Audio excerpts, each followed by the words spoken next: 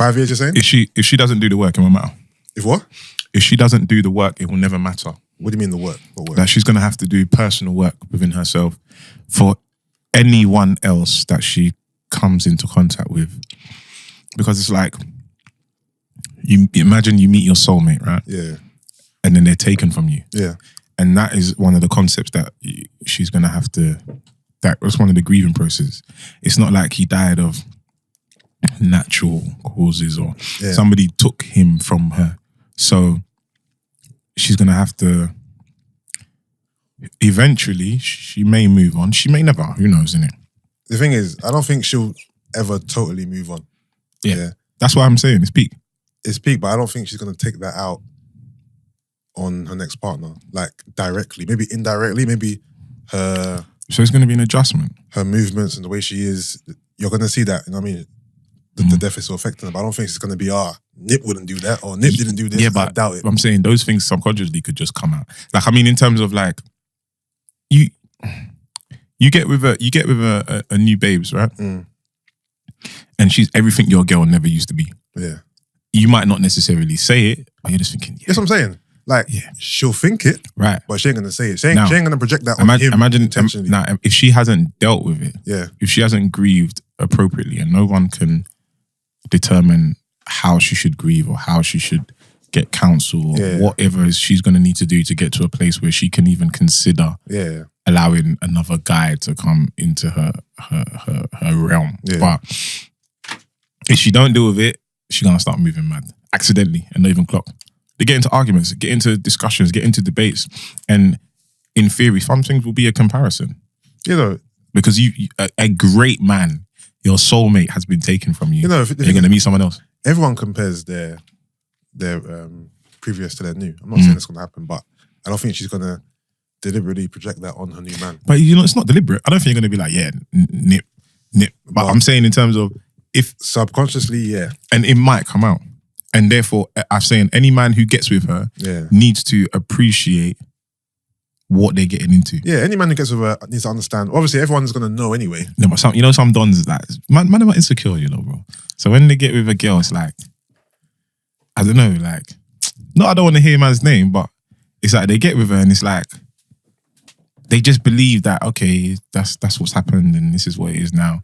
And the lack of sympathy might fall into that situation. No, you know what it is? Because Nip was so loved and so respected. You're competing with a spirit. Fam, I'm not competing with spirit because no disrespect to the dead, but he's not here. Yeah, but what I'm saying is he's not here. Yeah. But basically his legacy is so big. Yeah, his legacy's going to live on. Yeah, his legacy is so big. Yeah. Any man who gets with her has to be very secure within themselves.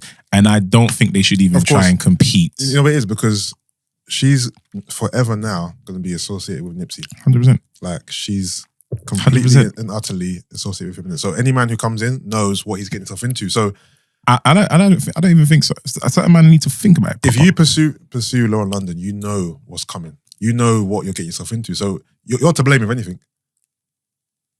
Everyone makes decisions. So it's like, if that's your choice, you got to take what comes with it. And that is a lot will come with it because everyone knows what happened. Everyone knows that she's a widow. Nipsey Hussle was her husband. Yeah, that's the whole community knows, innit? So especially if you're an artist. If you're just a regular Joe off the street, it's a bit different. If you're an artist, I don't think any artist should be in Law London right now. Nobody. No, but this conversation is not even for now. I'm just saying. Now if anyone's holding that Law London now, like the whole Kodak thing, nasty. It's disgusting. Nasty. I think that for me was like I didn't even understand why that crossed certain man's mind. Because Kodak is but the wickedest thing is that people are thinking about Nipsey's achievements and what he envisioned and whatnot, and then this guy's like, I'll be the best man I could to it. That is insane. Yeah, but Kodak Black is an idiot, man. It's insane. He's an idiot. Is he like slow for real? Like, or he's slow for real. He's on drugs. He doesn't put it on. No, that's how Kodak is. Just I don't care what I'm doing. I think Kodak's just affected by a lot of things. So why did they make him famous? Who's they? Like the world. Why, couldn't they? Yeah, but that goes for a lot of artists who are just dumb or just chat shit or who don't. Yeah, but I mean in terms of there's people that are dumb, but I mean they're dumb in terms of I just don't think what they're doing is sensible. Yeah. That is. Yeah, but he ain't the first artist not to act right. Yeah, but I'm saying there's act right and this. Come on, bruv. I'm not gonna lie to You're you. a big I'm man. not gonna lie to you. I'm not surprised. I'm not surprised. Coming from Kodak Black, I'm not surprised. Maybe I don't hear like, you know, him. he's one of the only artists that I probably would expect this from. Really? Yeah. Well, that shows how low of an expectation. I don't know, but what has Kodak done or said to make you believe that he's of a certain 100% esteem? 100%. I ain't surprised. Yeah, 100%. He's just, ratchet country and just from this. You know what I mean? Yeah. Fair play. But yeah, man, it's just sad, man. And you're just thinking, and I'm just like, obviously she's got the tattoo now. Yeah. And it's like, man, them are just insecure. Like, that's a heavy situation to get in, and time will be one of the best healers. Yeah, no, time is the best healer. Yeah, but it's like, don't forget, over time, if you just allow time to take its course without doing any of the work, you've just allowed time to take its course every time. So does that make sense? So it's like she's going to have to do whatever she needs to do. She will know best. You just got to pray for it. And definitely. Just any brother who gets involved, they need to understand what they're coming into. They need to be very secure within themselves. And they're going to need to allow space, to be fair. Because, Lauren London was very openly appreciative of Tupac as well.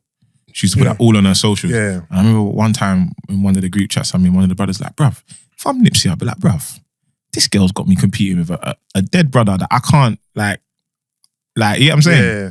And now it's like, this unfortunately has happened.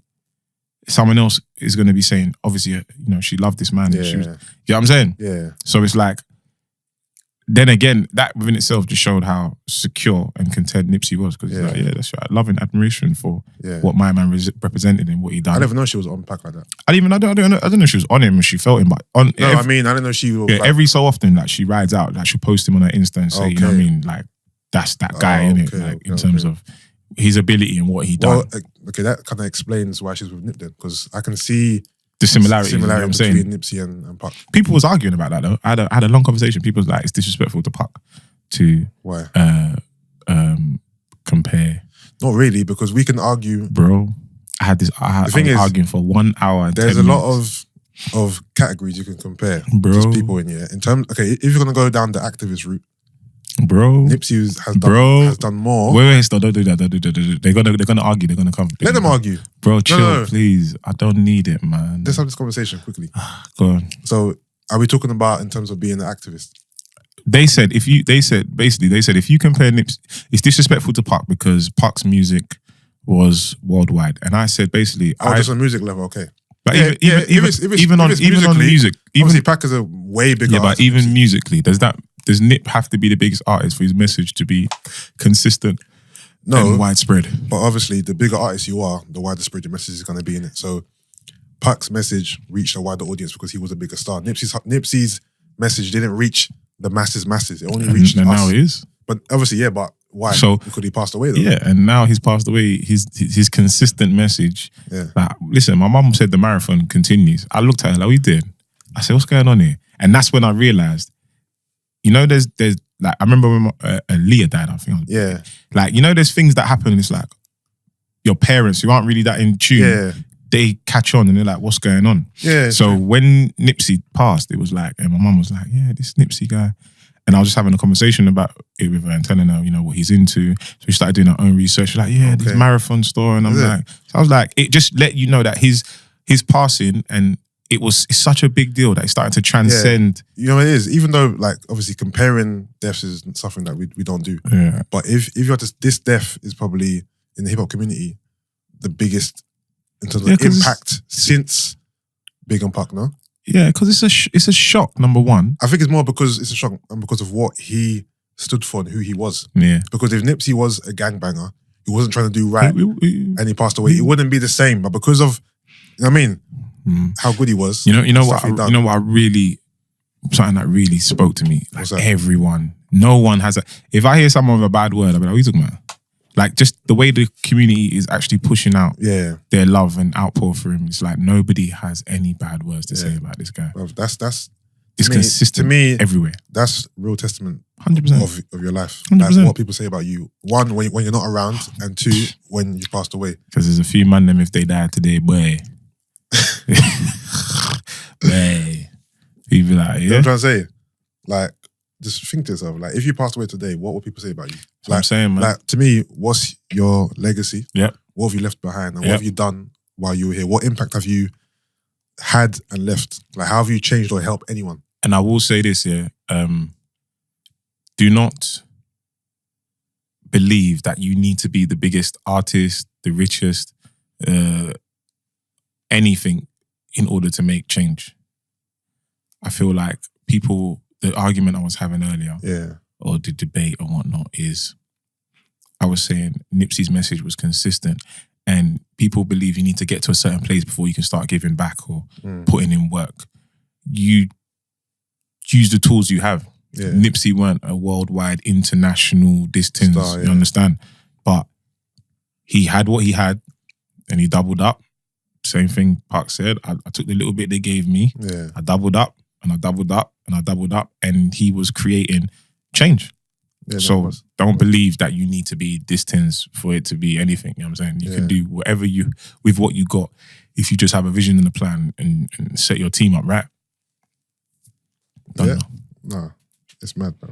Sorry, this beard is sick, you know. Sorry, I've been looking at it. Your beard's mesmerized. It's mad. You know why? I'm trying to get mine to connect properly, but it's taking but you're shaving the sides though, no? No, I was slowly, but I was trying to. They told me if I shave it and it'll come back.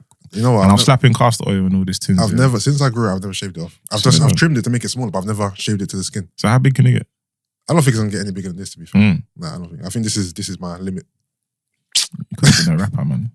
I've been growing this beard for like 5-6 years. It's not growing past this. Oh, what, consistent? You just held on to it? Yeah, I've never shaved it off. I've trimmed it, but I've never shaved it off. See what I'm saying? Like, beard I'm scared, I'm not gonna lie. Beard is like music. When I shave it off, my powers. And the thing is, not getting into clubs. The thing is, the few times I've contemplated it and pull it out there to a couple of girls, they're like, no, you don't do it. I'm like, what? So I'm nothing without the beard? Yeah, 100%. Boy, I ain't saying that, but I'm just saying don't shave it off. I'm 100%. Fucking hell. But I had girls before the beard though. And all what's the caliber? And all the man them had, before beards were popping. What's the caliber? The caliber's always been good. What are you laughing for? I'm just saying, wait, I'm trying to look at you without the beard. Without the beard, I just look the same, but it's younger. Nah. Fam. Nah. Are you talking about clean? You're talking about obviously the clean. Tash, I'm saying keep like a goatee then. Yeah, obviously the goatee. I'm not gonna take everything look like a monkey, bro. Nah, what? No tash. Nah, beard's like music though, man. Fam, you can't shave off the tash. I'm telling you, like you see beard, I've noticed if you can consistently try and grow this beard, when it's just not happening, it feels like it's not connecting. It feels like but the thing is, but that was me for time though. Yeah, that's what I'm saying. That's like success. I had my days of struggle, but that's like. And then success. one day it just came through. Exactly, and then it's like okay, all the castor oil, all the distance, all the washing, all the.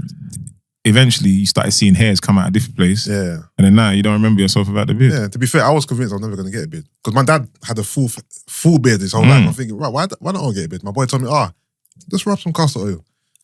Some castor. Obviously, I had a goatee and a mustache. Yeah. I just but the thing is, I don't want to give no one false information that they're going to go and just do castor oil, then nothing happens, you know? No, but I think castor oil just helped the progress, innit? But then they say it gets into the, I think it's the pores and the roots, distance. If so, my skin must be fucked underneath this beard. My skin underneath this beard must be mad. It must be mad. But yeah, guys, man, welcome back to Album Cuts. Episode, what's this episode? 14. Hold on, look at this guy. This guy's doing better episodes. He doesn't even know the episode. Episode 14. Special guest in the building. Gracious K. I swear. What are you saying? Charlie. Life is good. Oh. Life is good. Life is life. That's what I like to hear, man. How are you, man? I'm alright, man. I'm good. How's it all going? It's all going well, man. It's going well, man. You know what I mean? This muscle as well, bro. Lend me some. We're here to talk about muscles, bro. We're here to talk about music, bro. Sorry, they play hand in hand. Music, you get me? But yeah, alright, so Gracious. Yeah. There's a lot we could talk about. Shoot, bro. The first question I had for you was take me back to when you got your deal. Break it down for me. How did it work? Let's give the listeners an insight of how record deals in the UK worked, structured, well, whatever, the process. We say. Migraine was slapping everywhere at the time. Yeah. Touring the country, doing shows. Life was cool. Yeah. Then I was managed by this guy at the time, and he just started telling me everyone's kind of fighting for you. That was it. So I didn't really know what that meant. And then what happened was there was basically, two situations. One guy would go into each label and telling them he represents me. So he was trying to start a war. Yeah. He was nothing to do with me. He was just trying to get a deal. Who was he? Some don. He was trying to get. Oh, was what I don't know him. No, I don't know him. Like I know him. Sorry, but he wasn't a representative of me. He wasn't my boy. But who asked him? Who asked he done him it on his own? Hustler, innit? No, I promise you. So he went into the label. No. If you're gonna talk, let's be honest. I promise you. Why is hear me out? Why is a guy he's your friend? No. So no. Okay, why is a guy? It's not like, cool. So why is a guy who's not your friend? No. He's not my direct boy. He's not nothing like this. So imagine right now. Yeah. See, these lot are too close to us, so we can't even use them. So imagine right now, you make a tune tomorrow, and then one manager, like goes into a label and says, "Look, me and Big Use, like we work together. Listen, I can get you the contact with him. What's the numbers?" Yeah, but me and this manager had a conversation before. No. So they say 100 bags. So what this manager does is he DMs you, say, "Yo, bro, it's mad out here. One of my boys at Sony wants to sign you. He's told me to get in contact with you. Like, what's going on?" So you're gonna be like, "Rah." Hold on, wait. So this guy's just a maverick. He's just seen you. You know what? This gracious K's hustler. This gracious K guy's popping. Yeah, because he's I'm gonna try and finagle something for myself without even letting you know. And realistically, if you come to me and say, "I've got your 100 bags on the table," this 100 bags on the table is through Sony or Universal or whatever. They've contacted me directly because they believed that I had the means to get to you. Yeah. So give me a 15% out of that. You're gonna think, okay, what's this? Gonna go sit down with him. You're gonna go hash it out, see if it's nonsense. Yeah. Upon that, you're gonna look at the intricacies of the deal and you're gonna go from there. It's how people was finessing for time. I didn't know that. That was the game. Oh, so this is hustle, isn't it? Like right now, let's say Russ, Gunlean, come out, biggest tune in the street. I ran into the label. I said, "Look, this things. I know this boy. Look, me and this boy, we got something going on." Fam, that's proper vigilante thing. Come on, 350 bags. Okay, cool. I'll DM him. I say, "Hey, guy, man, 350 bags on this table. Look, call me today. I've spoke to Sony." It's smart. That's smart. It's maverick behavior, innit? But so they done that. There were some wars going on, and so there was a confusion of who represented me. Okay, because multiple people were going around saying they represent me, and these times I didn't know nothing about a label. Okay, some little kid from the ends, isn't it? So, Head, Shoulders, Knees and Toes got signed. Got signed for a lot of dough. Yeah, they thought that was going to be like #1 or something. Yeah, and then it didn't do what they wanted it to do, but it actually done sick, to be fair. Yeah. In comparison, if you just allowed them to be what they wanted to be, it would have done well. Yeah. But it didn't perform as well. So that put fear into other labels to invest in the rest of the funky tunes. Oh, what? The song didn't perform as well as they assumed projected. It would. Yeah. Didn't it?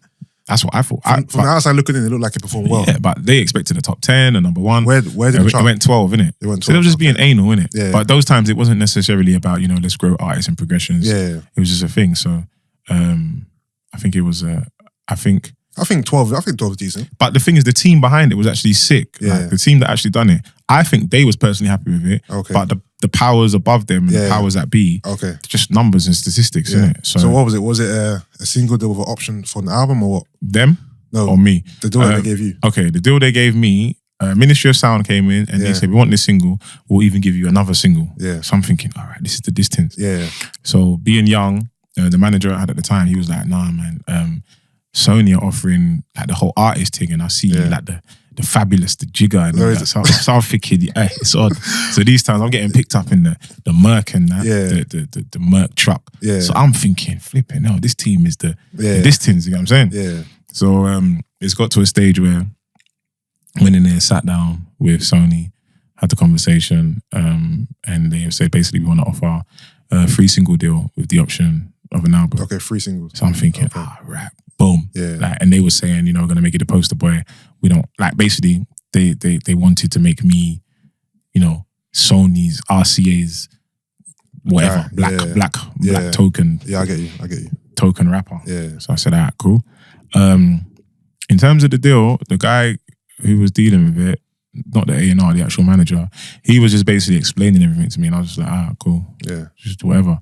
Then... So, hold on. At the time, your knowledge of the industry was quite low. Yeah, you didn't really know what was going on. Yeah, so he's just spinning me gems or whatever. Yeah, but I would say he was yakking peas, but he had my best interest at heart at the same time. Was he yakking peas he was supposed to yak, or was he yakking your peas?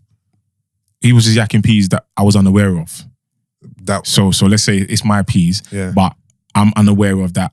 You're unaware that this form of income is coming in. He's just taking it, right? I'm unaware of that form of income. I'm unaware of that. It just exists. That exists. Okay. So PPL, PRS, VPL. Like, think in terms of those things, it's like in terms of education. If I ask something, he'll break it down thoroughly. You know what? Quickly break down those three. So PPL is your performer rights.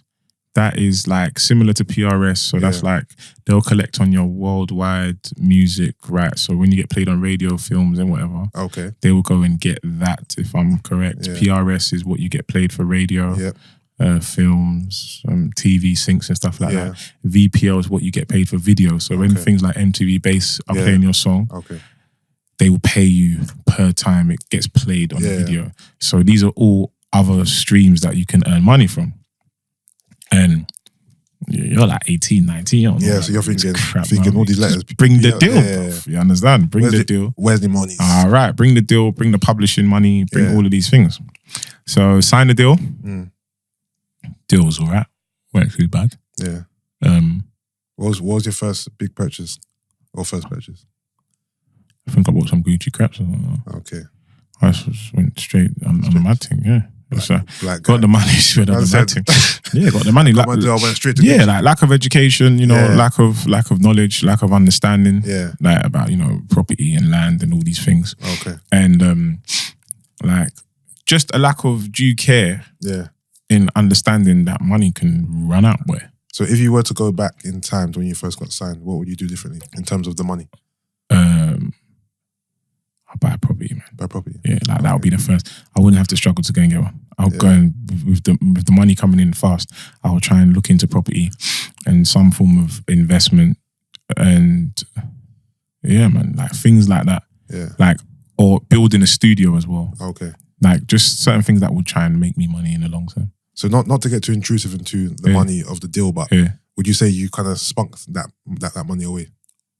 Yeah, like I've done things with it. Yeah. Like I've done things with it that was beneficial. Okay. But the majority of it was a spunking. Yeah, you spunked it away. Chains, rings, Gucci, things. She got, what you mean like a... Yeah, I had like pendant and all that, Tasmanian devil. A GK pendant? When you see all these, there's a Tasmanian devil pendant in Trotters, that people got, and it's got like the red ruby's tongue, brown. Yeah. That was my I made. Oh, you made that pendant? Come on, bruv. Give me my dues, bruv. Any of you watch jewelers? Give me my accolades. Nah, bruv. Any of you watch jewelers want to get me, and I designed this. Oh, you designed it? Okay. Are you moving mad? So now when you see all these guys, I see them wearing this thing 10 years later. Yeah. I'm like, foundation, bro. What was the price on that one?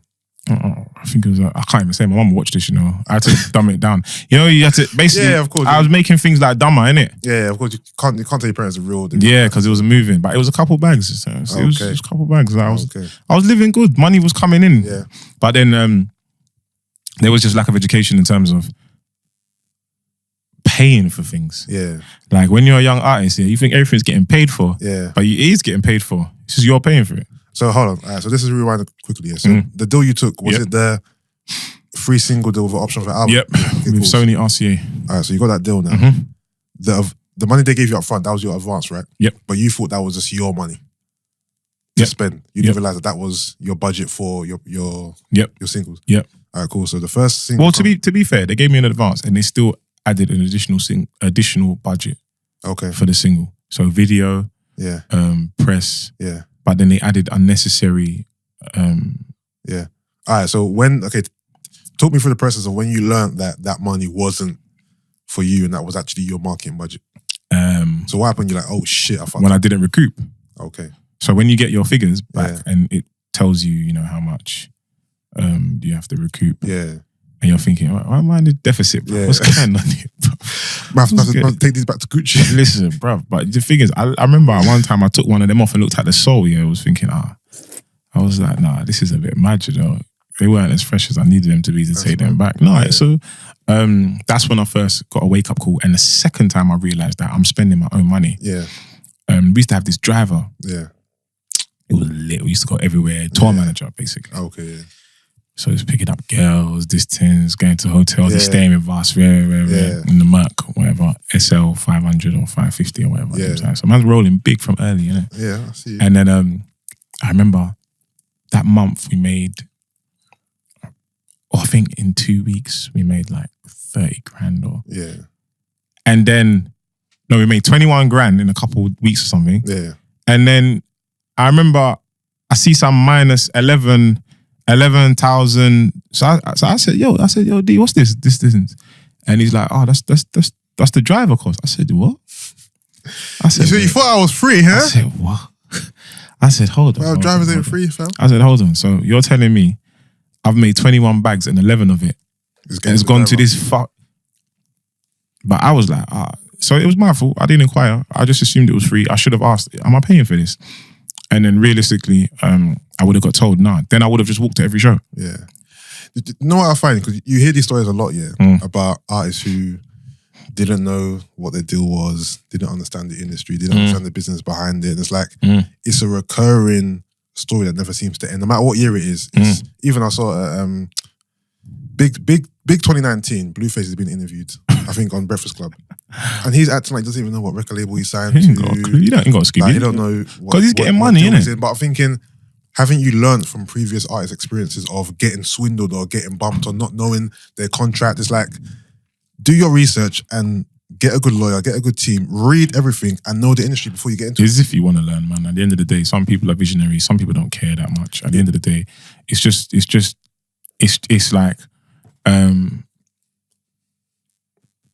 what do you want out of life? Yeah.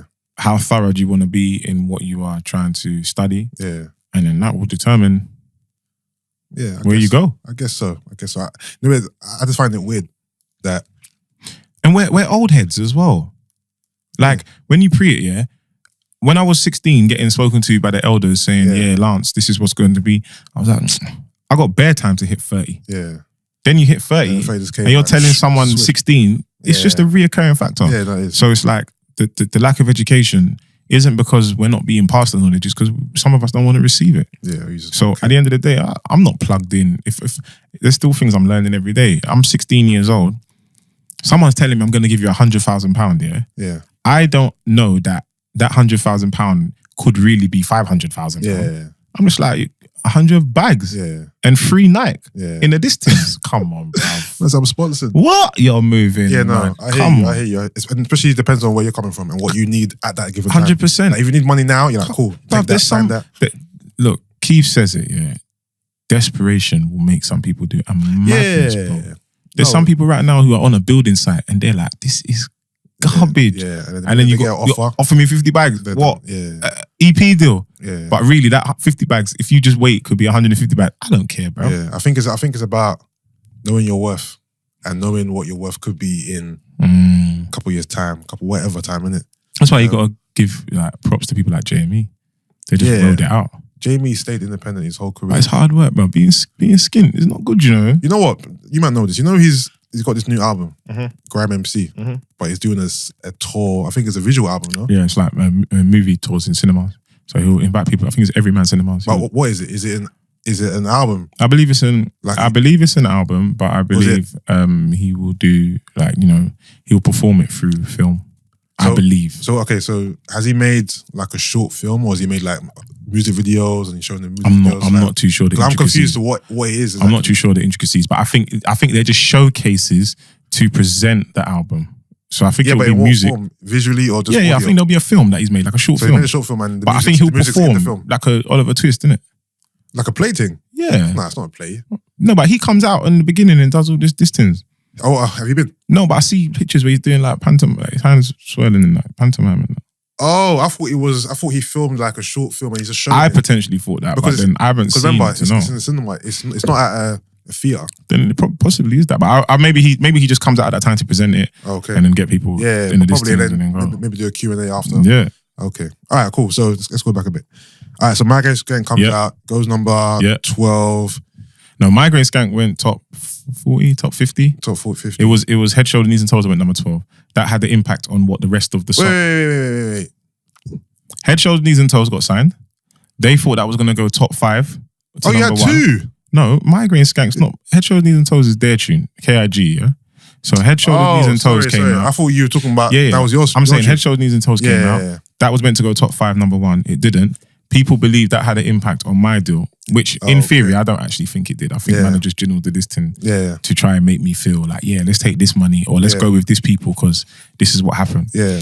And my song came out and I think Michael Jackson died, you know.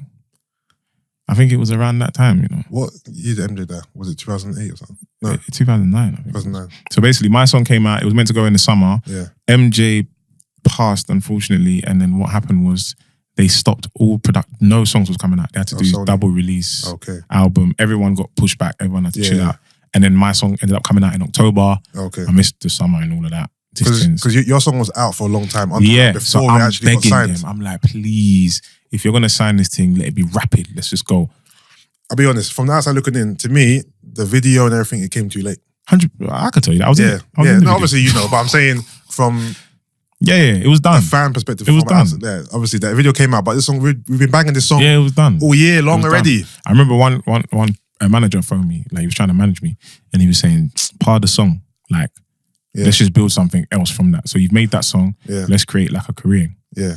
And then the other guy I was working with at the time, he was like, nah man, you know, let's milk it, go for the whole things. Yeah. So we done the deal, the video come out late. And it was just like winner. It was like a winner song. Like it was done. Yeah, it was done. It was done. So what I want to know is, so when that song came out, was a talk of, okay, cool, let's make another one. Let's make another Migraine Skank. Let's try and capitalize on this Bottle of Thunder. Not from the labels. From what? From your team? Not even from my team, from radio and stuff like that. Okay. So when I was sending in like other music and styles and whatnot, they was like, this is cool, but we want a Migraine too. Yeah, I get that. And I'm saying, so they're thinking, okay, you're a funky artist. Why are you sending me this R&B song or this hip hop song or this and rap the R&B song? was the tunes are bangers. I'm like, I could sing. But the wickedest thing is like when you're sending it to them, and it's like, they're saying to you, we want Migraine 2 or whatnot, right? Yeah. And you're thinking, I don't know what that means. Because I made nah. It means we want something else like this. Okay, now, I didn't know another funky banger. No, I didn't know what that meant at the time. Okay. At the time, I thought they wanted take your right hand, take your left hand again. So... As in, Migraine Skank part 2, like... verbatim, they wanted the part 2. Yeah, so basically, in terms of so the songs I was making before had the same structure, same style format, as opposed to creating the same feeling. Yeah. So I believe music is spiritual. Yeah. And I believe if you make a song like Migraine Skank, I believe you are meant to take the same elements of that song and place it into whatever else you do next, as opposed to just copying. Quick example. Russ with Gunlin, yeah. The new one he has, Keisha and Becky with Tion Wayne, it's a similar beat. You just took the spirit. I think the beat is near enough the same. Yeah, you just took the spirit. It has the same feel, but that song still bangs. Even though it's so familiar to Gunlin, right? It still bangs. That's what he's done. He's made something reminiscent of the previous song without copying. But I believe artists only can do that once.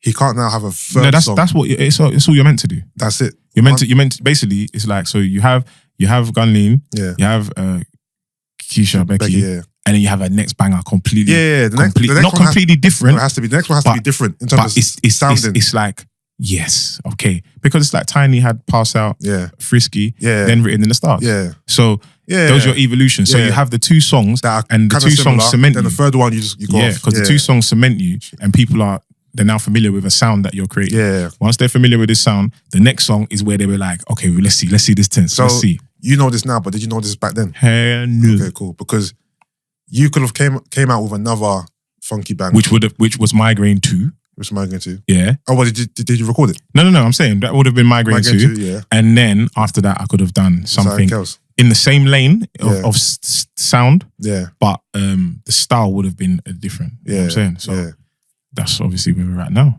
So after you tried to pitch these other songs to radio and it wasn't happening, whatever. So what happened with the label in terms of what did you? The label man, the man who was the MD of the label at the time. Yeah. I think he got fired or something like that. Yeah. They changed the whole A&R staff. Yeah. They brought in a whole new people and they was just reviewing all the artists on the roster. Okay. And I was just in limbo. Okay. Just hollering at people. For how many years? time. Like, well, when did you get off the label officially? Only a couple of years ago, I think. Only a couple of years ago? Yeah, I think it's just a thing where it's like your contract just became void because it was just something no one looked into. It just became something under the bottom of the barrel. It's just dust, didn't it? That song was signed when? 2010? 2009. I think they signed it. 2009. Yeah. It's 2019 now, so only a few years ago you were actually off the label. Yeah, and I think I got the masters back as well. So, okay. All right, so another question I've got. In terms of like artists who come out straight out the gate with a massive hit. So, I don't know, let's use Designer. Panda as an example, or even Will Brent were talking about Fat Man Scoop with what's it called? What's that song called? You know the song I'm talking about. Can you live off Migraine Skank for the rest of your life? Not me. Not you. If I was in America, possibly. If I done better business. I said the same thing to Brent. If I was in America, I said if you in America, you could live off Migraine. I'd be like Soulja Boy. But here, the way this industry is structured here, you couldn't. I think if the song came out today, I could. But not live off it forever. Yeah. But if I done better business, I'd have. I don't know what live off it means. I'd get the stuff that I can buy and do things that can create me revenue. I mean, you'll be making enough money from that song a month to, in addition to other things. The song, the song will die down. The song will die down. In America, Soulja Boy still makes money off Crank That because there's so many states. Yeah, that's what I mean. There's so many states. Here it's different. In America, it's a whole different kettle of fish. Yeah. Because don't forget, one state is on my zine. Yeah, probably.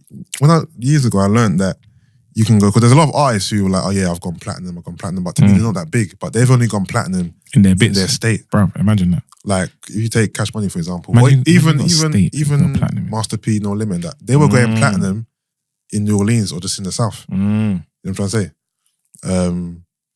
But, so after, what are you doing, bro? Swear. Oh. You're throwing me off. I think what to do.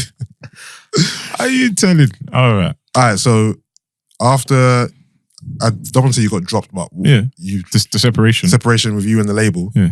What was your next thought process in terms of getting your music out there? Like, what was going through your mind? I was stunned, bro. I didn't have a Scooby. Is it? Because don't forget, I still thought I had those interpersonal relationships with DJs and whatnot. So I'm emailing them saying, yo. Fam, it's a fickle industry, cuz. Bro, listen, I remember one DJ, yeah. I emailed him, I said, yo, bro, thank you for all the support over the years and this is my new music. Yeah. He replied to me, hey, Gracious, without even listening to this song. Yeah. I already thought you were going to say. He said, without listening to the song, I believe you need to do some groundwork to rebuild your buzz to warrant support from my show. Oh, wow. Listen, to warrant support from my show. Yo, names, please, because... Bro, listen. To warrant support from my show. And I think you should start with some of the weekend and specialist DJs, maybe Cameo, and then we'll see how it goes. Okay. I said, yeah. That must have been a Mr. Jam or... It was one guy, innit? It was one guy. Or Target or... Nah, none of them, man. A Logan or... Them man are calm. Them man are good. But it was a somebody with a steam now. Like, hey, Yesu. What, Zane Lowe? Nah, to be fair, Zane Lowe's always been cool. He's blessed. Like, he's always just like, I'll be like, oh, can you just check something? Give me some advice. Yeah. And he'll be like, yeah, send it. Like, he's like, and the thing is, I've noticed a lot of the bigger DJs have smaller egos. Like, a lot of the major ones have smaller egos. Yeah. It's like the just come use. Yeah. Or the people that might get a little 1-2 promotion. Yeah. They lose themselves. Okay. And a lot of the times, same thing with artists, isn't it? A lot of the bigger artists, you can reach out to them and because they've seen the pitfalls and the perils. Yeah. But a lot of the just come brothers, they get ahead of themselves. You know what I'm saying? Yeah. So that was that, trying to get my music out. And I just thought, you know what, this is just not working. I was just putting out tunes. Yeah, it wasn't connecting. But there was no structure, there was no strategy, there was no plan. These R&B songs you were sending to the DJs, did you put those out? Yeah. I put out one tune on YouTube. The next song that came after it was Casio.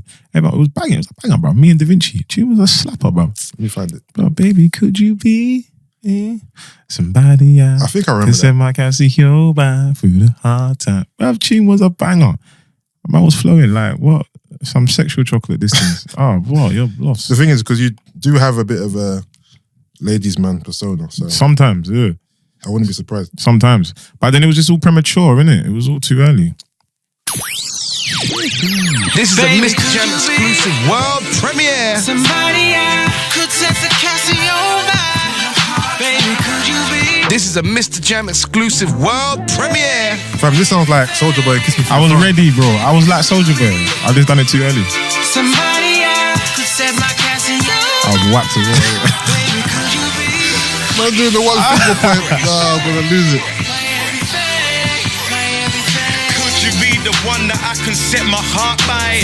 Thing is, for back then, I see what you were trying to do. Too early. I see the vision. On time, always on time, always down to ride. Amazing when you bump and grind. It's like, I wouldn't say it's too early. You know what it is? Because they already put you in that box of funky artists, they couldn't see you in any other way.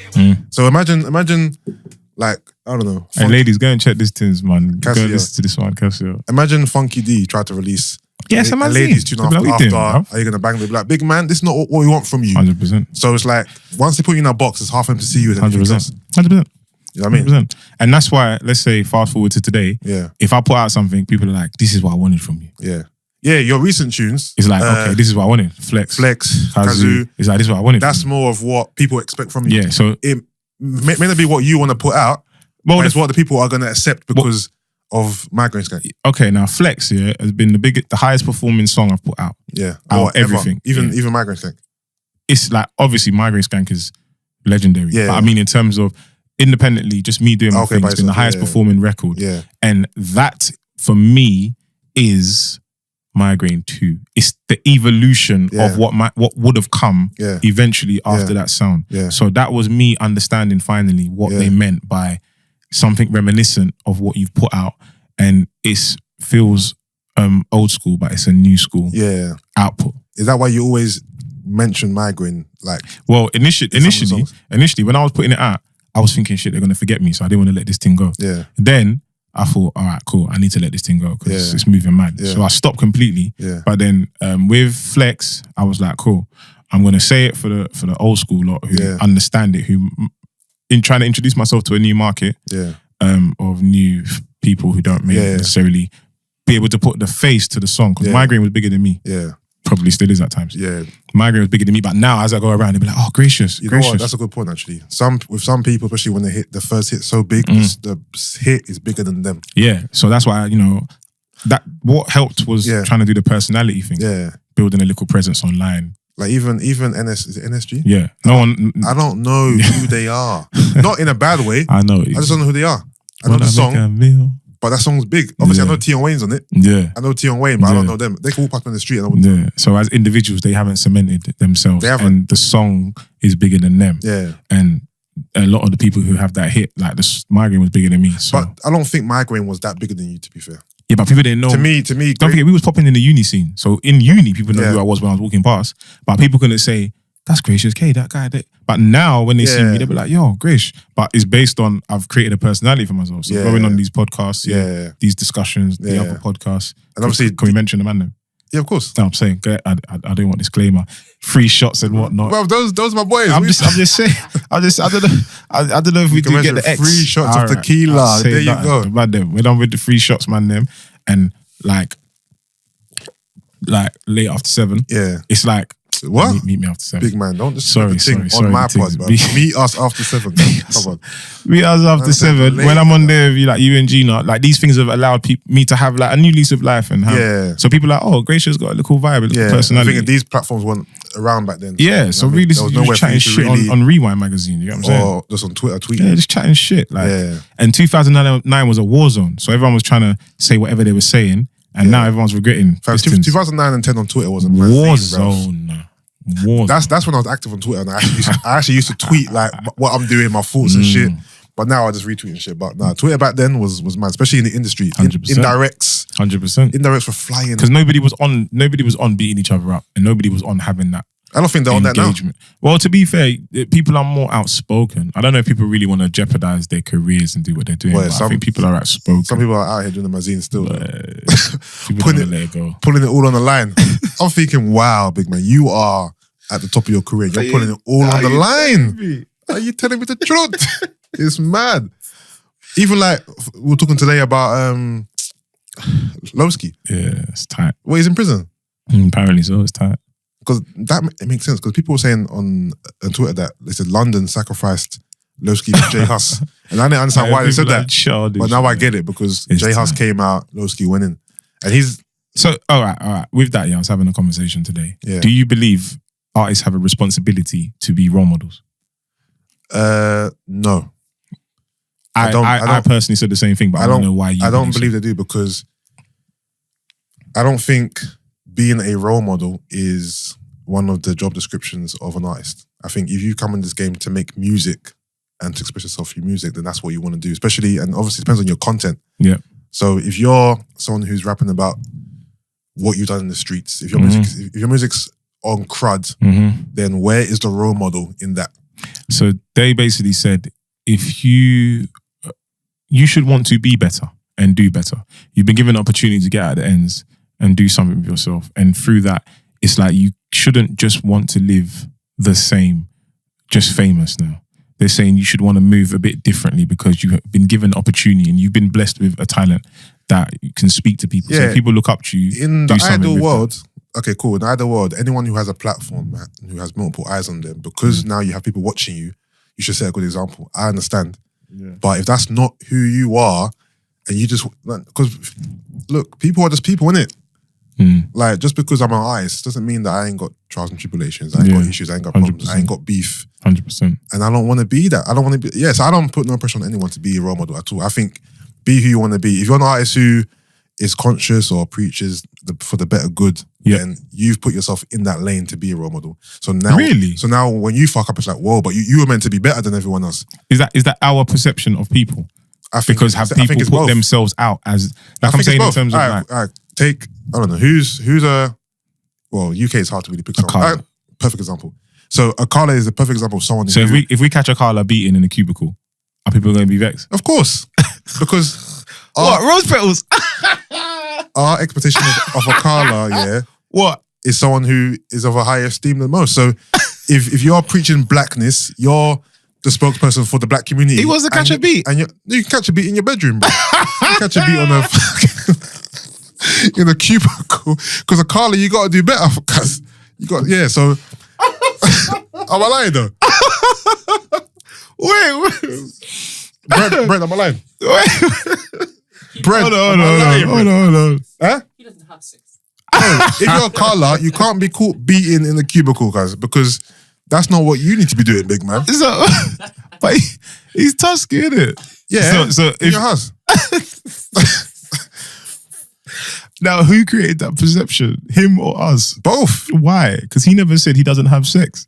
No, I'm not saying. And he never said he doesn't. He never said he doesn't do skullduggery. No, he can do skullduggery. Just don't let us see it or find out. Because we're gonna judge you because of the message that you preach and what your music's about. So it's bait though. So if we caught Bizzle with the cubicle, it's bans. Of course, because he's got that type of personality, that persona of he's on jokes, he's on crud. So it's fine, isn't it? Like, come on, that's how the world is, isn't it? Okay, now this is what I'm saying. So, because I remember Tupac said he wants to be considered a real model as opposed to a role model. Yeah. Because a role model, he's playing a role, and he has to consistently play and pander to something that he has created and people have created for him. Yeah. If he presents himself as just himself, then he just lives his life according to himself. You follow, you don't. But that's why Pac was good, because Pac showed us all the sides of his personality. So he showed us Dear Mama, Brendan's Got a Baby. He also showed us I Get Around. And so How Do You Want It? He had many personalities, many bags. But Akala, that's what we should do. Akala is only showing us one thing. I your voice getting stirred. I said, but Akala. It's true though. Akala's only showed us one side of his personality. Telling me. So with Tupac, we can accept it. Like, if we saw Pac beating in the cubicle, Pac's wilding out. Pac's wilding. But Akala, because we don't know that side of him, it's harder to accept it. Okay. We're thinking, fam, where's your book?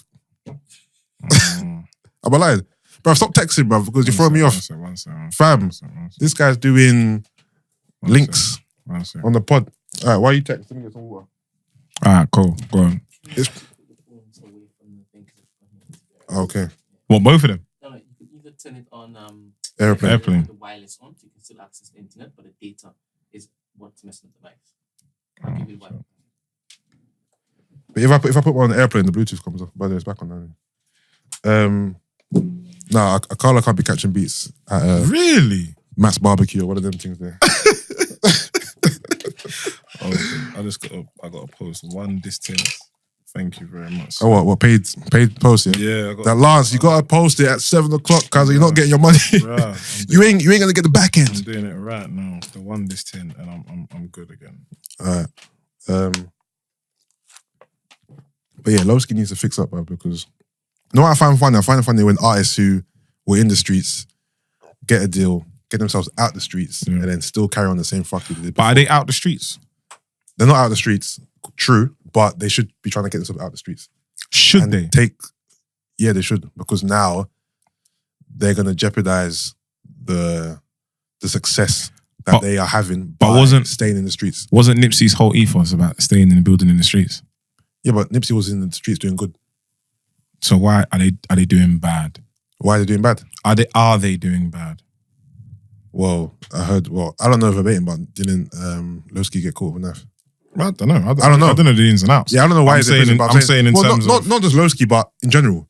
Like, obviously, it's easier said than done, and obviously everyone has certain circumstances or reasons why they still do certain things, and a lot of artists have 1 foot in, 1 foot out at the end of the day.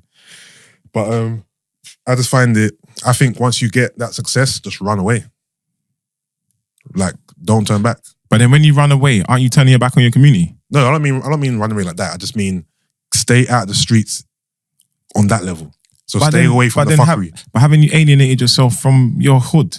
By not doing fuckery, fam. No, that's for the betterment of you. I'm saying not doing fuckery. I'm saying not even in terms of getting involved in those things there. Yeah. But I know a lot of artists, it's like they go all the way left and then they go all the way right.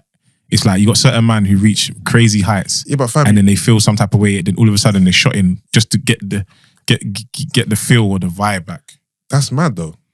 I personally think it is, but I do. And the thing is, if you look, hold on, let me put the Wi-Fi in. Yeah, because if you're looking at, because you're saying, they shouldn't leave their hood or whatever. No. I don't believe that. I don't believe that. Your phone is causing an absolute disturbance. Sorry, I didn't understand. I don't get it. If you look at Jinx, if you look at Nipsey, who else? They all died in their own hood. Crazy. Died in their own hood and at the hands of their own people, friends, associates, people who know them. So when I say get out, run away, I just mean whatever life you were living before, whether or not you were in a gang, whether or not you were selling drugs, whether or not you were into prostitution, whatever, just quit and leave it alone. Yeah. No? Yeah. Avoid getting yourself into some situation where you end up in prison. Like, to me, it's easier said than done, but I think it's just a smart thing to do. Yeah. You're just saying because you can't focus on. No. I do actually. Do you want the Wi-Fi? No, I'm good. All right. Actually, no, I'm actually connected automatically, to be fair. Cool. I do personally agree with you. I do personally believe the best decisions you can make is to get out. I do believe the hood can be unforgiving. Yeah.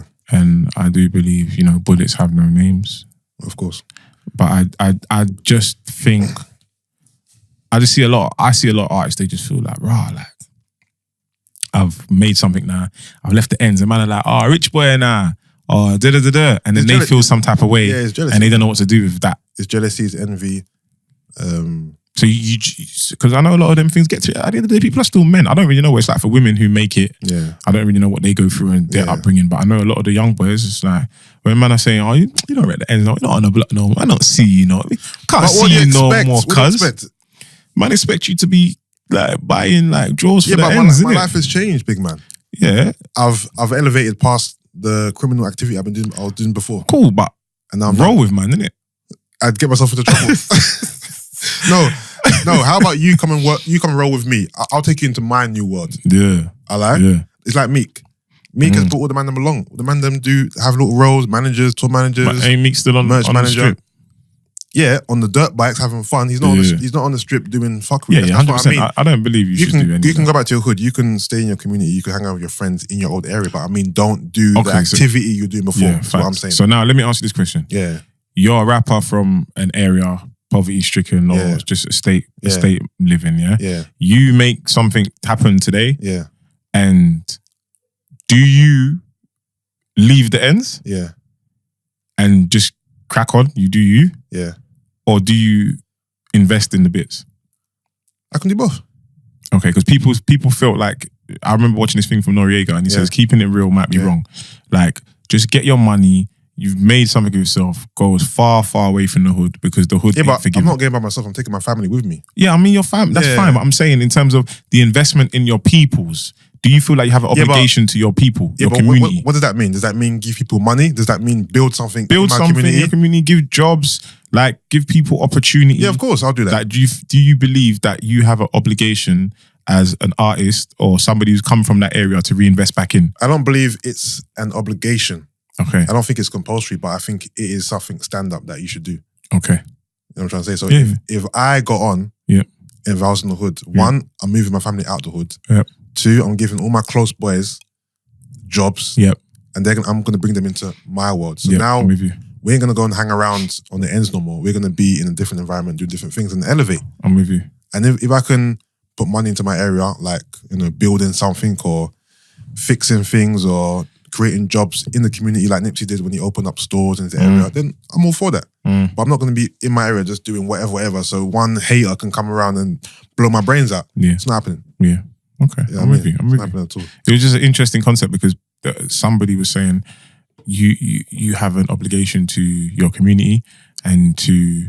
No, I don't believe you have an obligation to your race to build and like to build infrastructures for them to better themselves. So you've got on, and it's each one teach one, but they believe the mentality a lot of us have from where we come from. Yeah. You get on, and you go far as way possible, and you do the bare minimum, and you make yourself feel better because you've done the bare minimum. Nah, because it's bigger than just you. Like, I think your legacy, your journey, and what you can do is bigger than you. Like, to me, that's the selfish to be like, you know what, I'm on, so I'm nice, and no one else matters. Now you have to help. I think, but again, it's not obligation. I wouldn't tell someone you have to do this. But if you've done it, I'll give you a round of applause for it. So you applaud Nipsey, but Nipsey didn't have no obligation to. No, I think Nipsey has an obligation to people who maybe helped him. Yep. People who helped him, people who raised him, people who put that knowledge in his head. Yes, but just as people who the things he was doing. No, it's not. That's just it's commendable. Yeah, he's not obligated for. It's commendable, but it's not obligatory. No. I'm with you. It's not obligatory. I understand. I understand. Cool. All right, so someone I wanted to mention, and don't worry, I didn't put these there deliberately, but now that they're there, I might as well just get into it. So, Dizzee. Okay. So the question I have, I know everyone knows your relationship with Dizzee. Right. He's your cousin, right? Right. So coming to the industry, someone would think if your cousin is Dizzee Rascal, then that's you set. That's you made. Okay. All right, so talk me through, because it's quite clear that he's had no role in your career. He might have had a role in your career behind the scenes, as in giving advice or whatever, or mentoring. I'm not sure. You can enlighten me now. What role did he have, if any? And if he didn't, why not? Nothing. No role. No role at all. Okay, cool. I think that was clear anyway. So no role. Like, but why? Everything I was able to do, everything I've built, or everything I've tried to do, it's been on my own back. Why? You'd have to ask him. He's his own man. Have you ever reached out for help? Yeah.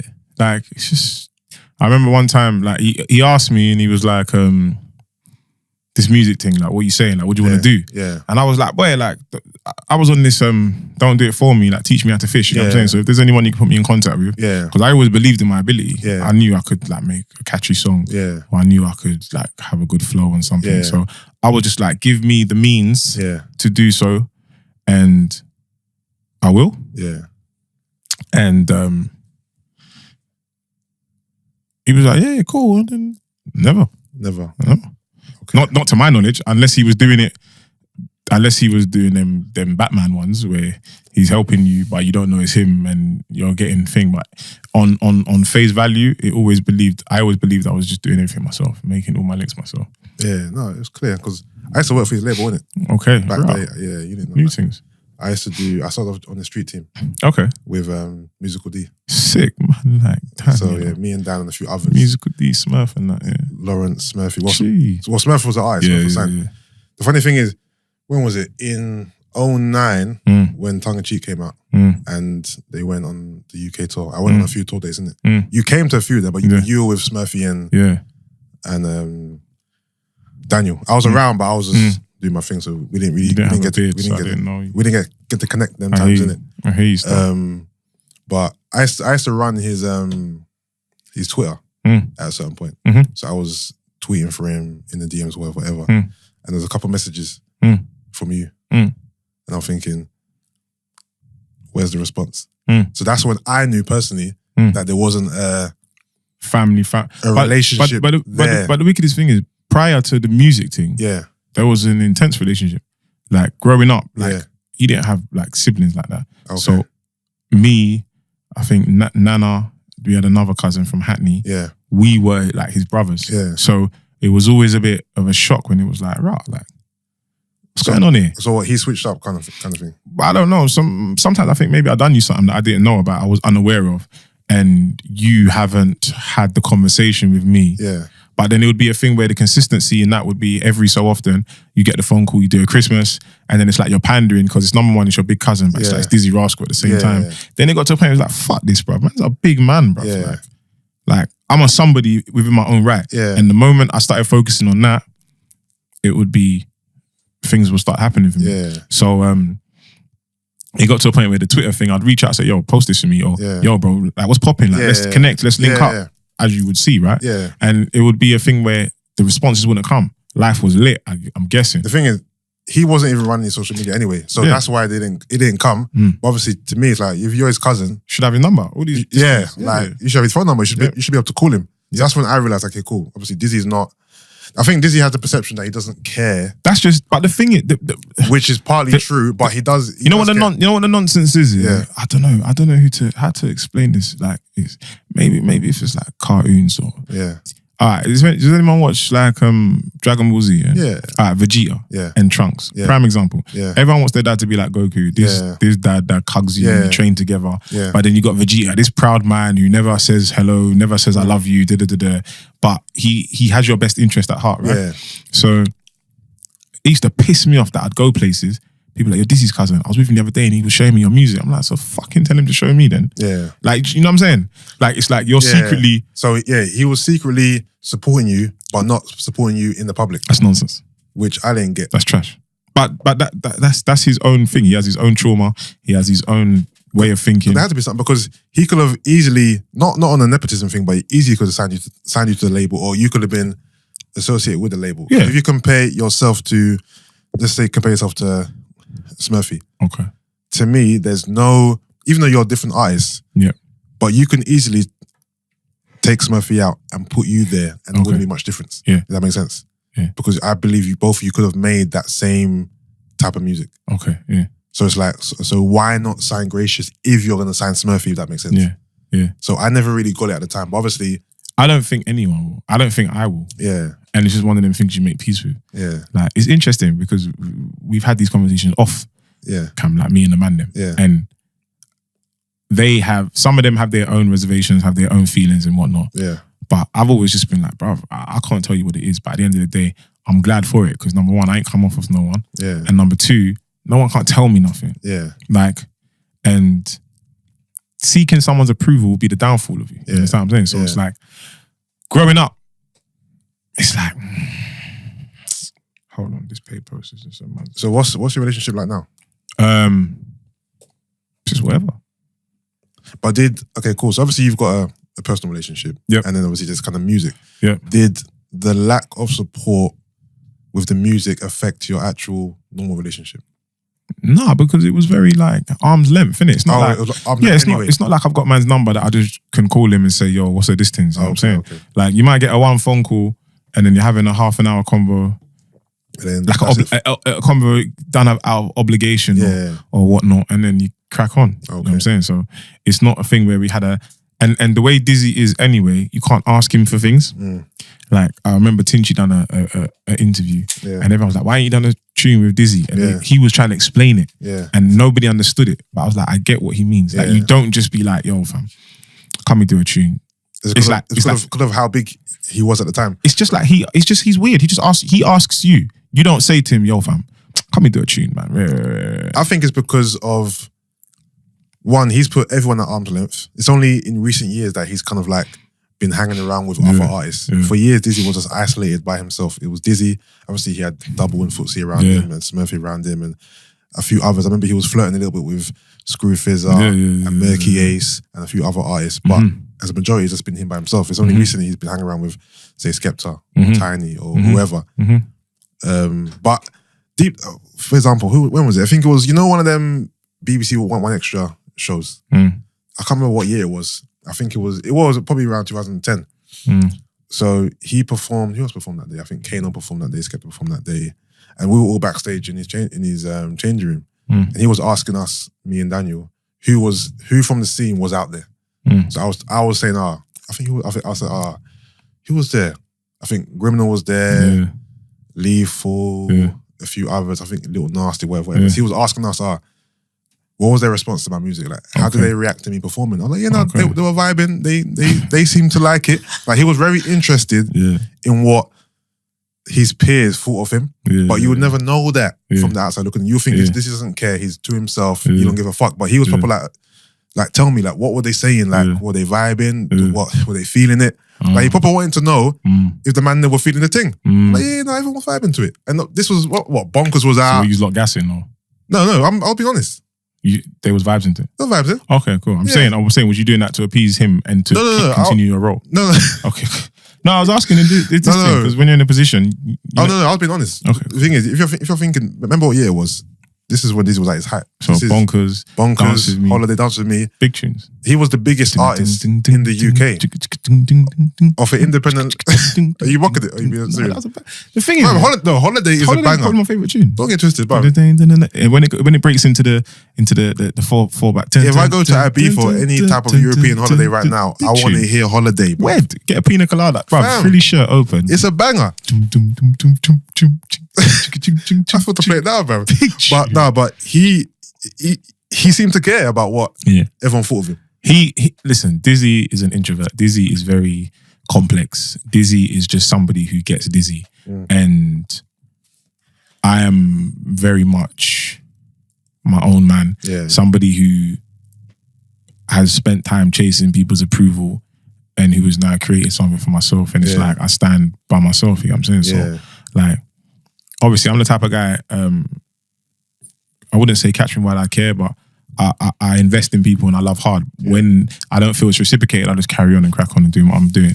So I'm not saying there is no, I'm not saying there's no animosity or nothing like that. He just does him, I do me. We catch up when we catch up. And we see each other, it's all love. But apart from that, it's just never been that thing. And I feel like from the outside in, everyone was like, why is it not that thing? It should be that thing. It makes no sense. Because no one gets it. Yeah, it's like it should make... Because they're thinking, if he was my cousin, things would be different. But they don't know what he's like to say that. You know what I mean? So it's like people was like, why is it not like JB and Skepta? Because their brothers is different. Like, okay.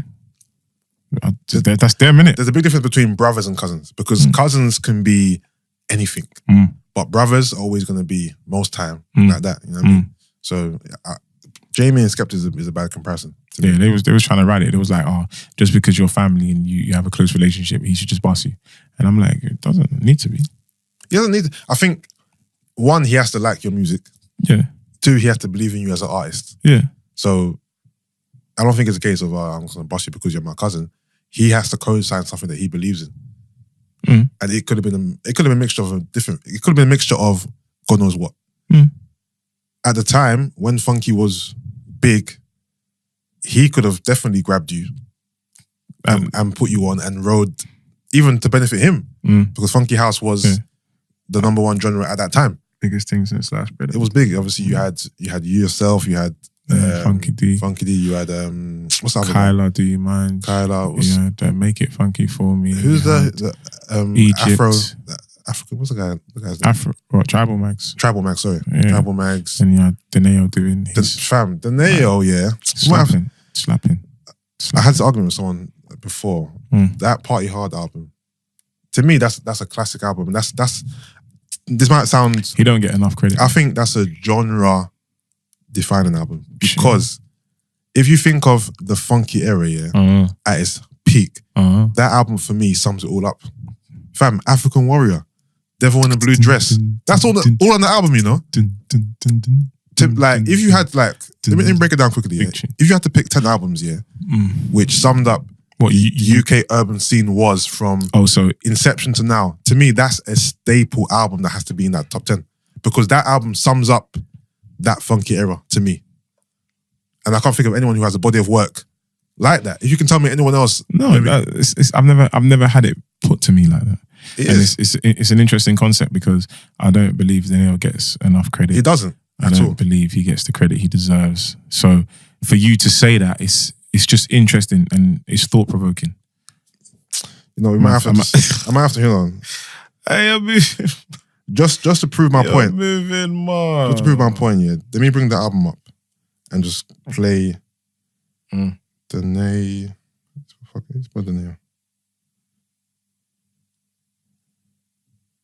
Danae. Here we go. Even his new one, Chalice, is kind of a banger still. That reminded me of Neptune's. Alright, hold on. Alright, so this is Party Hard, yeah? So what? This one first. The Bluetooth didn't connect. 1 second. I think because I put it on airplane mode, didn't it? It disconnected. Oh, the wire. Yeah, that makes sense. That makes sense. Oh, here we go. Hey.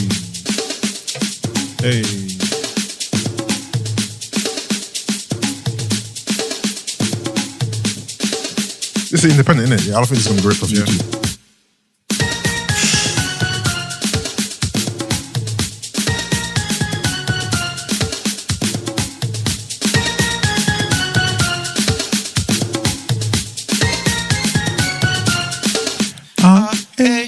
I can see it from the corner of my eye, and I can tell what she want me to do. Even though she looks.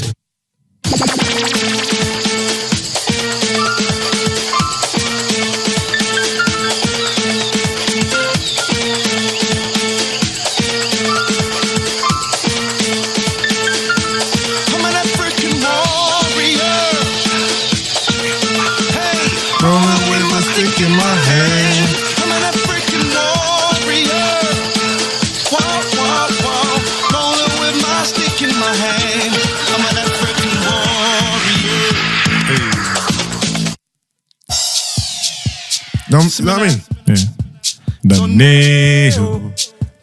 Right. To me, it summed up that era. It's good. Lord of mercy. You see what? Let me ask you a question.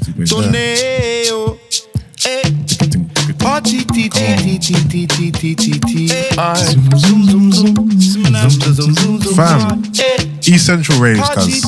East Central rave shirts, shoes, trousers. The roof is on fire. We don't need no Is that why you see them ones? blood clot burn. Why you see them skanks? Blood clot burn. We wanna party hard. You know we have a party hard. We want party hard. Yes, we are party hard. Harder. Me I got party harder. You know we have a party hard. Let me ask you a question. Somebody presented a question to me and said, do you believe UK Afro Beats was the evolution of UK Funky? They said Mr. Silva, C-Don, and these people came from the UK Funky scene. I can see and why. Went on to do UK Afro Beats. So do they believe that these were all evolutions of each other to get to a place where we're at now? I wouldn't say Afro Beats in the UK is the evolution of funky. I would say it's UK Afro Beats, please. I don't. Okay, UK Afro Beats. I think it's very easy for a funky artist from back in 2009 to now release Afrobeat tunes because it's not too dissimilar from what they produced before. So we'll use Kazoo as an example. Look at that. To me, the transition from Migraine Skank to Flex to Kazoo is very seamless because it's all party music, it's all feel good music, and that's personally I feel that's the direction you should just stay in. To be fair, is from this and obviously you're Ghanaian, you rap Ghana hard, so you've already got that African persona. So if you continued on to just make Afro beats, I think that'll work for you. That energy, So I don't think it's a evolution of it, but I just think that it's a good lane for funky artists to go in. Like, look at Tribal Mags. Yeah. He already has the name. Yeah. He can easily now make a Afrobeat song because he was already repping Africa from before anyway. So it's just an easy transition, I believe. I'm with you. Yeah. Okay. So I would say so, yeah. But someone could look at it like that. But who are the biggest UK Afrobeat artists? They had Mr. Silver, Qualms and Flavor. Because I'm not that big on UK Afrobeats. Why though? Some like people say this, but I'm like, why? It's just no. It is. I like Afrobeats, but Afrobeats isn't my first choice genre to listen to. So does it need to be Afrobeats from back home? No, I'm not big on Afrobeats generally. So what, like Burna, Wizkid, David? No, I know who they are. Like, no, I mean like David. You like the music? Basically, if I'm in a club, because that Tasers, he was. I'm skanking out to the Afrobeats, but I don't have any on my phone to listen to. I do now because basically what happened was I went to you was vibes. I went to the was vibes. Fam. Are you done talking? Hey, if you saw Yusuff in this video, I'm gonna post this video of Yusuff. But I was like, what the video? I don't have it. Tasers. I got it. The one I was on. Yeah, you was like, hey, I was like, what? Send me that video. I was saying nothing. But what was I saying? Yeah, I went to Davido. Recently. This year. I went after that. I thought, you know what? I didn't even know a lot of these songs were his songs, kind of thing. So I went on Twitter. Insta. I was like, because people recommend me Afrobeat songs to listen to. So everyone sent me a long list. I started downloading the songs, and now I've got a few songs on my phone that I can just draw and listen to. But prior to that concert, you only catch me listening to Afrobeats at a club, not at home, not on my commute, whatever. But in terms of UK, the only UK Afrobeat artists I know of is like Mo Logo. Okay, you got Sona. Yeah. I think there's a guy called Ade Josh. What's his name? There's another guy. He released this kind of Afro trap music song. Yeah. You've got obviously Mr. Silver, Qualms and Flavor. Is Mr. Easy from here though? Well, Mr. Easy, I think he studied here, but okay. There's many a UK Afrobeat, right? So forgive me if I've failed to mention anyone, but a lot of people seem to say UK Afrobeats isn't the same distance as Afrobeat traditional. But what's different? Is the sound different? Maybe there's a sound that is synonymous with the UK, or maybe they claim that, you know, for you to be able to create authentic Afrobeat music, you need to touch Africa. You need to be home. You need to, I guess, gain some knowledge or some distance from Africa. You understand what I'm saying? Yeah. Okay. You know, I can respect that. But to me, but that's like saying you can't do hip hop if you're not from America. But they probably say if you are from a particular, it's like YG. He epitomizes LA culture. Yeah. So when you hear YG, you can close your eyes and get a visual of LA. Yeah. So it's like, but if someone from but you're always gonna repping a country is different. You can rep a country from wherever you live. So if you're from Africa, if you're from Nigeria or Ghana or wherever, and you live in Sweden, you live in France, whatever, you can always rep your country of origin. But do you have the authenticity of it? Repping the ends. But do you have the authenticity of it? Because I'm saying, like, a lot of the, let's say, if we go Niger or Ghana tomorrow, we might get the English boy shouts. Yeah, but no, it is. People from back home, they look at us like, just because we live in England, we haven't had an African this is what I'm saying. upbringing. This is what I'm saying. In fact, my upbringing was very African. Just because I live in the UK doesn't mean I don't eat the food. I remember when I was in uni, these girls, they saw me eating eba and they couldn't believe their eyes. Literally, they couldn't believe their eyes. They think this English boy eating eba. And I was, you know what I mean? With my hands, gloss, do everything. They're thinking, rah. They said, what's this one? It's just the perception they have in it. Like, just because we're from the UK doesn't mean that. Right. So therefore, I'm saying in terms of where was Afrobeat originated? Yeah. What like the sounds, the vim, the vibe that comes with it. Yeah. If you're making something from across the globe, will your sound ever? It's just an interpretation based on your personal experience. But if you never go into that habitat, how will you really get the full vim? The full... Yeah, I understand. I totally understand what you mean. You understand the distance? I totally understand what you mean, but that's like, I saw an Australian drill I know you saw that. That was hard. Clip the other day. That was hard. And some would say that drill never originated from Australia. Yeah, but that was still a drill beat, drill content, drill flow. But what? Because he's not from ends, we're not going to accept it. But I'm just posing the question based on what I've been asked. Okay. So I was just saying in terms of, do you feel you can make the authentic sound without ever touching that? Can you make authentic LA music, let's say? I think you can, but the content is what is different. So if you're not from LA and you're talking about LA stuff, then it's like, big man, you're not even from LA, so shut the hell up.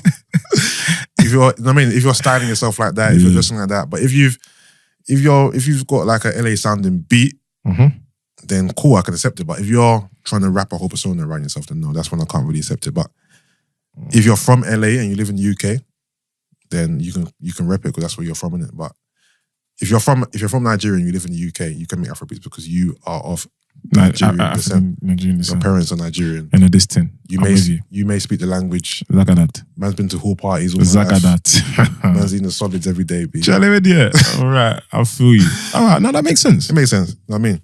All right, so who you listen to right now anyway? No one. What does that mean? So you don't listen to I don't have a specific, I'm in love with this guy or this girl. I just hear something on Spotify. So if I went to your recent, do you use Spotify or do you use Apple Music? Both. Let me find. So go Apple Music and go to your recently added. Nipsey Hussle. Yeah. City Girls. City Girls. Yeah, I went to one club. Yeah, it was popping. I said, "Shays." I've been listening to Key the Cuds. Key the Cuds. Yeah, that's the guy on Miss Banks'. Yeah, he's hard. Is he what is he? Afro Beats? Yeah, he's good. I've been listening to a guy called Jevon. He's got one R&B tune at the moment called Falling. It's really good. Yeah. I've been listening to Coffee. Coffee come in like a rapture. Okay. 2 Chainz' new album. Yeah. Dave's new album. No, Chainz' album is hard. So I think that's banging. I think that's the best album. Banging. Very underrated and underappreciated artist. But I've been listening to a guy called Ade Josh. Obviously Burna Boy. Yeah. I've been listening to JK a lot. Okay. I think JK is sick. Yeah. K-Trap. That's Apple Music. Yeah. And then head over to Spotify. We're getting the feedback, the distance. That's you, man. Yeah, but I thought we'd done everything to. In terms of like artists, it's just gonna be playlists. Like really, like there's a guy called Toby, this American guy. I saw him on the games. Instagram, some guy called Toby. Can I play it? Will it play out? Yeah. What is it? No, hold on. You have to be connected. Yeah. No, you play this thing. Some guy called Toby. It was quite sick. Is he signed or unsigned? I don't know. To be fair, I just come across him. I was like, this is dope. Hopefully he's unsigned. Like, I've been listening to music like this a lot, which I've been enjoying. Singing these Manchester City Blues. Manchester City Blues? Where's he from? I'm not too sure, but I think it's just his bars. Oh.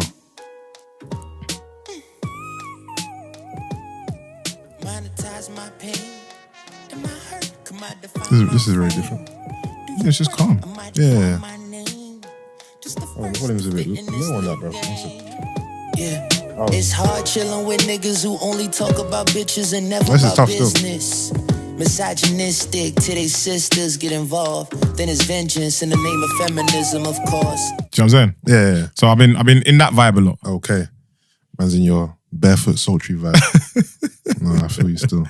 I've been in that vibe. So I'll just pick up stuff that on Spotify and I just listen to. Obviously all the UK lot, stuff that comes out on the platforms. New stuff, yeah. I will listen to those situations as well. But there's not been somebody that has captured me that I'm solely listening to them in a while. I just listen to what I like. Who's the last new artist that's came out and like, you know what, this is my new guy. This is I'm rocking with this person. It could be UK, it could be US. Like, I'll do mine for example. So I think he's not new anymore, but J. Cole, when he came out, I decided that this is my guy moving forward. Like I'm rocking with J. Cole from here on. Probably between Cole and Kendrick. Logic. I've tried. From Logic is hard. I've tried, and the thing is, I actually appreciate his talent. And musically, I actually appreciate his talent. Take away his lyrics. His music is dope. I actually appreciate his talent, and I appreciate his lyrical prowess. Yeah, but it just doesn't connect. What's it about? Is it him? Is his persona and his? No, because sometimes I actually like you just being removed from. Yeah. what you're meant to be. You're supposedly meant to be, but I just don't. You know when you just know someone's sick, but it just doesn't do nothing for you? Yeah, it just doesn't resonate with you for whatever reason. Like, I just end up liking a lot of R&B. Like, there's a girl from the UK called Grace Carter. She's sick. Okay. Obviously, Georgia Smith. Yeah. Like, she's sick. Yeah.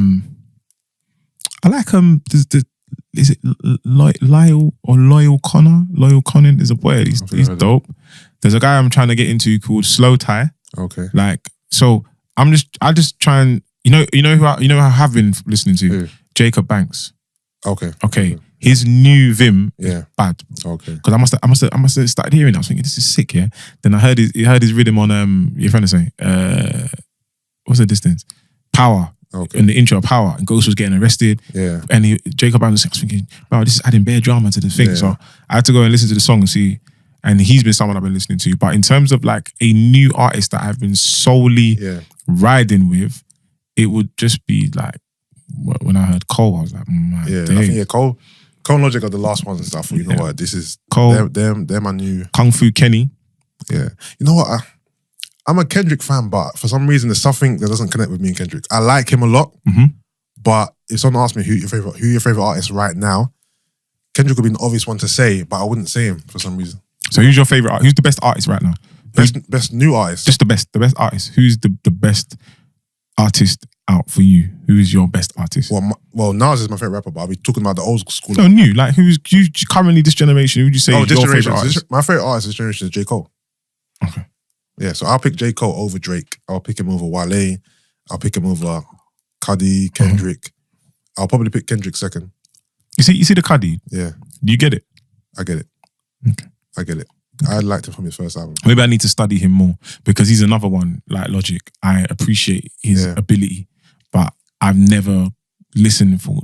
I'm sitting outside waiting for this guy's album to come in the distance. With him, it's more the music. It's not really what he's saying. Like I appreciate his sound more than I appreciate his content. So that's what it is. So I just put his music on. I just vibe to it. So do you like Travis Scott then? Yeah, I like Travis Scott. Is that based on feeling as opposed to 100%, message? 100%. I don't know what he talks about. I couldn't even tell you what his content is about, but I just know I feel it. Like, what album was it? His first album, Rodeo. Yeah. Found that album mad. I didn't like the second one because it's too much auto-tune. The new one is better.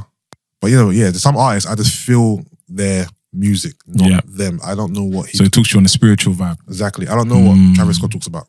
Okay. I don't know what even... Can you enlighten me? What's his content about? There you go. No, that thing. What? For this life I cannot change. In the hills. Like, if I had to guess, I'd say he talks about drugs. He talks about turning up. Yeah, drugs, girls, bitches, money, cars, clothes, hoes. I think with his music, his words go in one ear and out the other. But you feel it. But I just feel it. I just feel it, bro. With the distance. It's like Future. But Future, he taught you, God bless. No. The trap. You hear what you're talking about, but it's all nonsense still. But to be fair, there's some people that Future is more a feeling than. But there's some people that take what Future says as gospel. Like there's literally people in this world who will take what Future is saying as he is educating them. Toxic buzz. Yeah, like he is like making the way for toxic masculinity. He has what's that song? Is it My Collection? That's a toxic masculinity anthem. Though it is. When I saw the video for that song, wow, this guy has gone all the way left to me. But the certain artists talk to me in terms of feeling and not necessarily the lyrics. So is that a problem? Hey. Bruv, it's not me. Fam, you've been on this phone the whole... It's not me. No, this is being recorded for YouTube, They're going to see like this the whole time. They're going to be like... Why is Creation's always on his phone? Who do they think he is? He ain't respecting the host. No. I know what is it. I was posting something. Look, it's gone. Alright, cool. There we go. Done. For you guys and big man use. I've been looking at this the whole time, yeah. I would have this thing. And I'm thinking to myself, is it over for Tinie Tempah? Never. You say never, fam, but okay, cool. The guy's got over 100 million streams on one song. That was his last rhythm. What song was that? Said I Was a Man. All I ever need. Go check the listing. What song? Girls Like. Go on Spotify right now. No. Yeah, I'm not saying he's not getting the streams, but... No, I'm saying just check the listing. Let me just make sure I'm doing. Said I Was a Man. All I ever needed was a man. I don't have the Spotify premium. I'm still rolling. Yo, big man. I can't get my phone. They shouted at me. No, I don't use Spotify. I use Spotify for podcasts. I use Apple Music. So you can hear the interference. It's not me, yeah, Brent. Pastor. Brent's not listening. No, but tell you with it. It's Pastor Brent. I'm just letting you know. It's not me. Why would you say in terms of is it done for Tinie? I'll break it down. He's not the biggest artist in the UK anymore. Okay. I don't believe he's transitioned from his generation to the next. I think he is still very much in the 09 pop era. Okay. I can't see Tinie coming out now with the music he's been releasing and popping. I think he has to kind of like change and adapt a bit. But has Tinie left us, and is he in a position with them that it doesn't matter what he releases, that we're not going to care? Yeah, no. Tinie's rich now. No. I don't mean in terms of finance. I mean in terms of sound, because like you said, Dizzee started chilling with the man them doing songs in the hood and stuff like that. I'm saying, does Tinie need to do that? I think he tried to do that already, didn't he? Remember? But he's always tried to do that. He had, what EP was it? Because he had the Happy Birthday EP when he released this album. So I'm saying he Junk never... Food, the Junk Food. That's what I'm saying. But I'm saying these are not new out of the... What's Tinie doing? Yeah. It's been consistent. So every time he's put out a project that has had his global success, he's always put out a project to help bust the man them in some capacity. But is he trying to bust the man them or keep himself afloat? Let's be honest. Either way. Same way people ask, is Drake a culture vulture or does he really care? At the end of the day, Tinie don't need to bust no one. Yeah, it's both. He's helping himself and he's helping others. But Tinie don't need to bust no one. That's fantastic. At the time as well. But I'm saying, is it more of, I'm trying to stay we'll never know, close to the street? Because I don't think people are sitting home thinking, you know what? How can I help the man them? Okay, cool. I'm going to make an EP and just and feature Miss Banks. To be fair, that's a very pessimistic thought process, because they possibly could be. It could be. They could be sitting at home saying, you know what? The likelihood is not, I believe. No, but to be fair, the more people Tinie allow to come through the door, it when his thing isn't as hot, the more people that'll be like, when I was on my face, Tinie bust me. Yeah, no, I appreciate Tinie for number one, it could be strategy, it could be whatever, but at the same time, it's both. All right, cool. Well, it's not both. I don't know. I don't want to be that guy. One is business. Anything you do in business, you have to benefit from it as well. Yeah, 100%. So I agree with that. By associating yourself with underground unsigned acts, you're going to get a bit of cred, you're going to get whatever. Yeah, cool. So it goes both ways, isn't it? Fair play. With Tinie, I don't feel that music is his main focus anymore. Yeah, I don't think it has been for years. Yeah, I think obviously at the end of the day, he loves music first and foremost. That will always be his thing. Of course, yeah. But I do believe he has... He's kind of... But I think Tinie stopped caring. You think so? Too early. Yeah. You think so? I think his run could have been longer. I think he stopped. I think he got too rich, started doing fashion and got relaxed and stopped. Yeah, but aren't those the things that are gonna make him transcend music? So when his music isn't popping, he would have created other avenues for himself. Yeah, he does, because that's why he does the disturbing. Yeah. Beef or disturbing. So how long is a musical run then? Like, if you get on, how long do you want to be on for? Well, Jay's been on forever. He's been on since 90. So it depends on you. You could be Jay, innit? Because I'm saying Drake's been on 10 years now, yeah? Yeah. Now, he's obviously at one of his biggest peaks, yeah? So I'm saying... has Drake even dipped? I don't know, bro. He's been on the top since he came out. He's the man, bro. Because I'm trying to say, basically, in terms of Lil Wayne, yeah? All right, no, let's look at it in terms of football. Yeah. How long was Ronaldinho at the peak of his career for? Because his career was short. Was it? How long was Ronaldinho's career for? At the height. At the height. How many seasons did he do at Barca that he lenged it? I'm gonna check. Because if you deep it, someone else told me Rooney's career was short. I said, what? Yeah, but footballers' careers are short generally, though. Yeah, but how long was Rooney been at the peak of his career? Hold on. Yeah, but define peak. Okay, so when peak, as in when he was winning stuff or when he was performing his best? Performing his best, then, let's say. Hold on, let me just Ronaldinho quickly. Yeah. So Ronaldinho, he went to Barca. Let's not count PSG. I don't think people even remember him at PSG. Okay, cool. So he was in Barca from 03 to 08. Yeah. Then he went to Milan from 08 to 11. Then. So are we counting Milan? Okay, cool. It's easier to look at his peak, because his peak to me is deemed by the teams he played for. Are we? So his peak was Barca and Milan. Are we counting Milan? Because I'm saying we're going to count Barca, right? All right, cool. So I'm saying, how long was he the best player in the world? If it's just Barca, then I believe his peak was probably from then 05 to 08. Oh, no, not even 08, because probably 05 to 08, probably. Or 03. Exactly, so it's short-lived. So I'm saying 3 years at the top of your career is really like a smash and grab. You know, I didn't realize how many... about him, I didn't realize he only played for 3 top teams, but really and truly, he only played for 2 because that PSG weren't big back then. So imagine the level of his ability that he's in the conversation today. Yeah. And if you look at his career-wise. Yeah, because remember, he was doing bits internationally. And it's not about how long, it's about the impact you had while you were there. Tinie Tempah.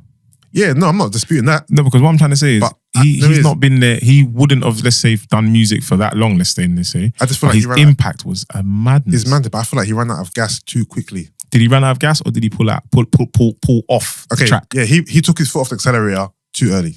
So what, if you was in his management structure, or if you was him, what would you have? What would you say would be the next? I wouldn't have taken so long between that album and the second album. Yeah, but he was. Don't forget that second album. He was living too much life, man. No, but there's one interview he's doing, and he was saying like it's similar to like the Bryson Tiller situation. Yeah, Bryson Tiller said after the first album, like let's say he made it in a studio like this. Yeah. It was just the man them, there was loads of energy and he loved it, right? The first album done a madness and it made him tour over the world, different bitches, pina colada, all these distance, Sorry, different types of women. Yeah. Pina coladas and all this distance, And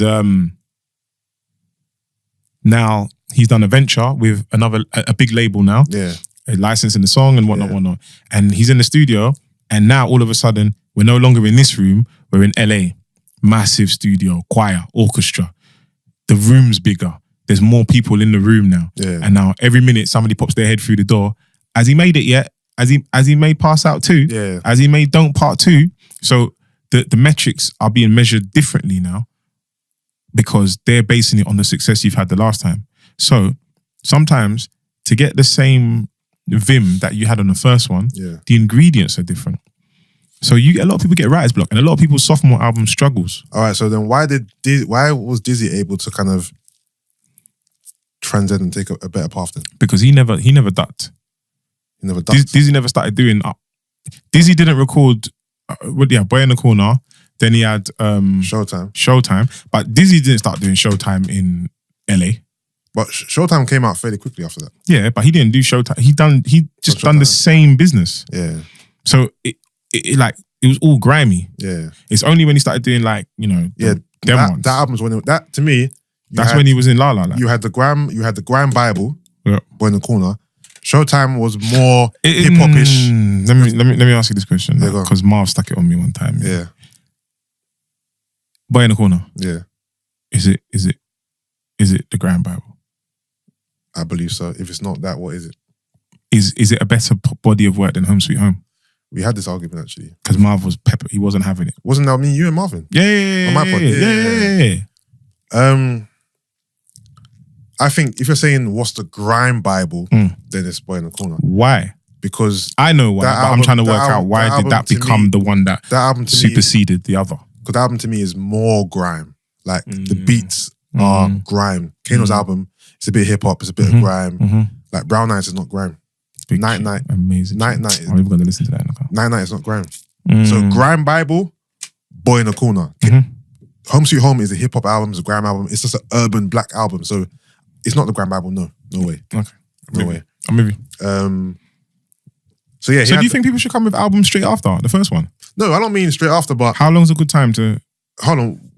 Let me get my facts right and see what the gap was, because I could be chatting shit with a tiny thing. But I just believe the gap was too long.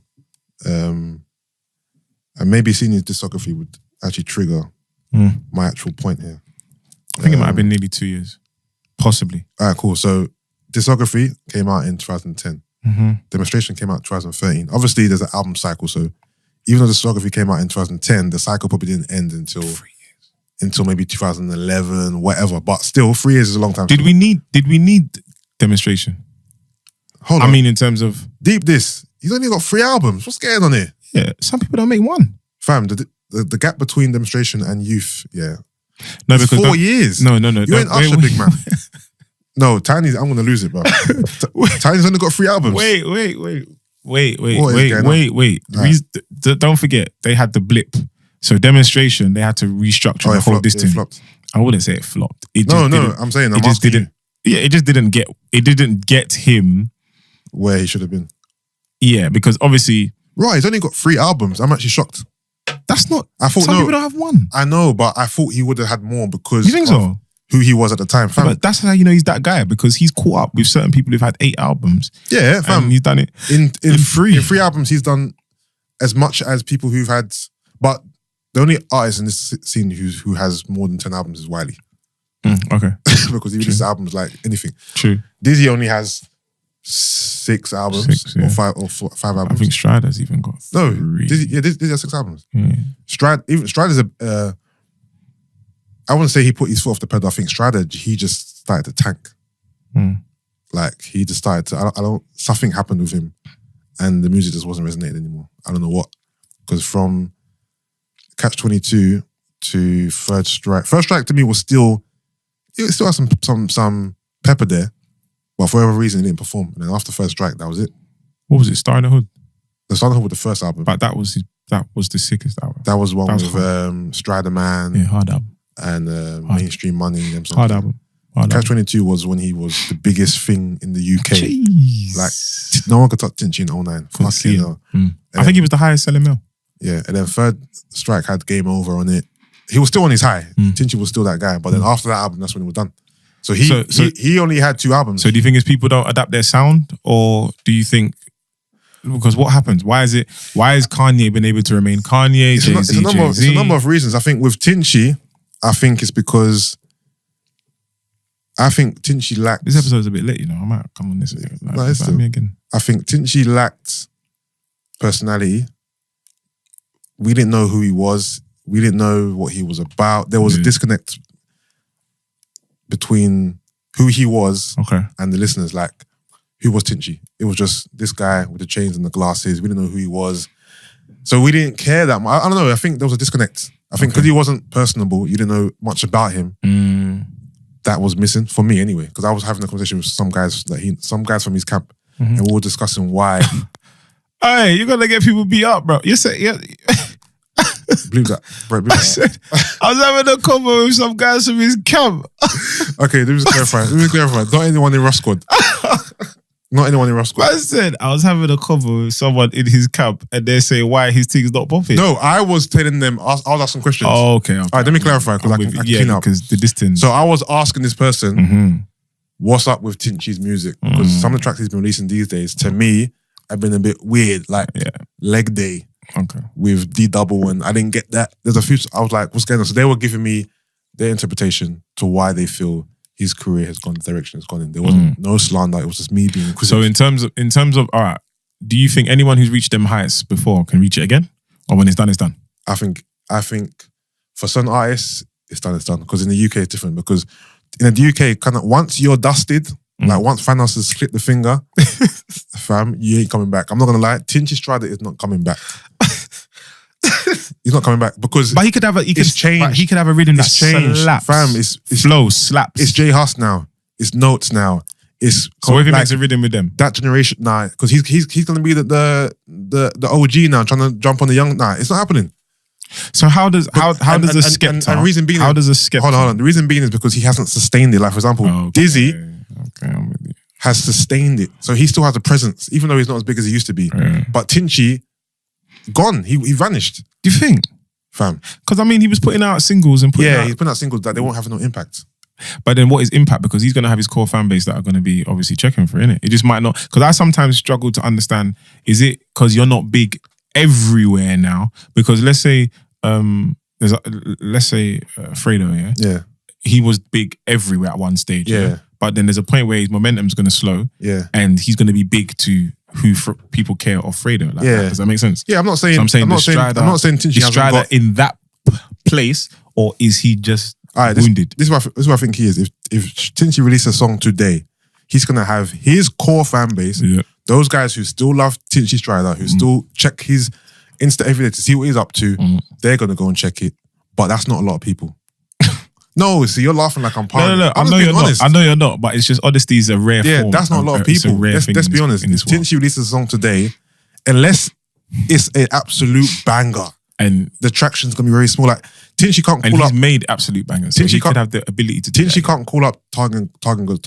No, he should be able to. Give me the Target embargo. He should be able this to. week for this track. If he don't, then I don't think he can. Grass. He's gonna give Tinchy the same speech that guy gave you about, I think you need to holler at the B-list DJ first.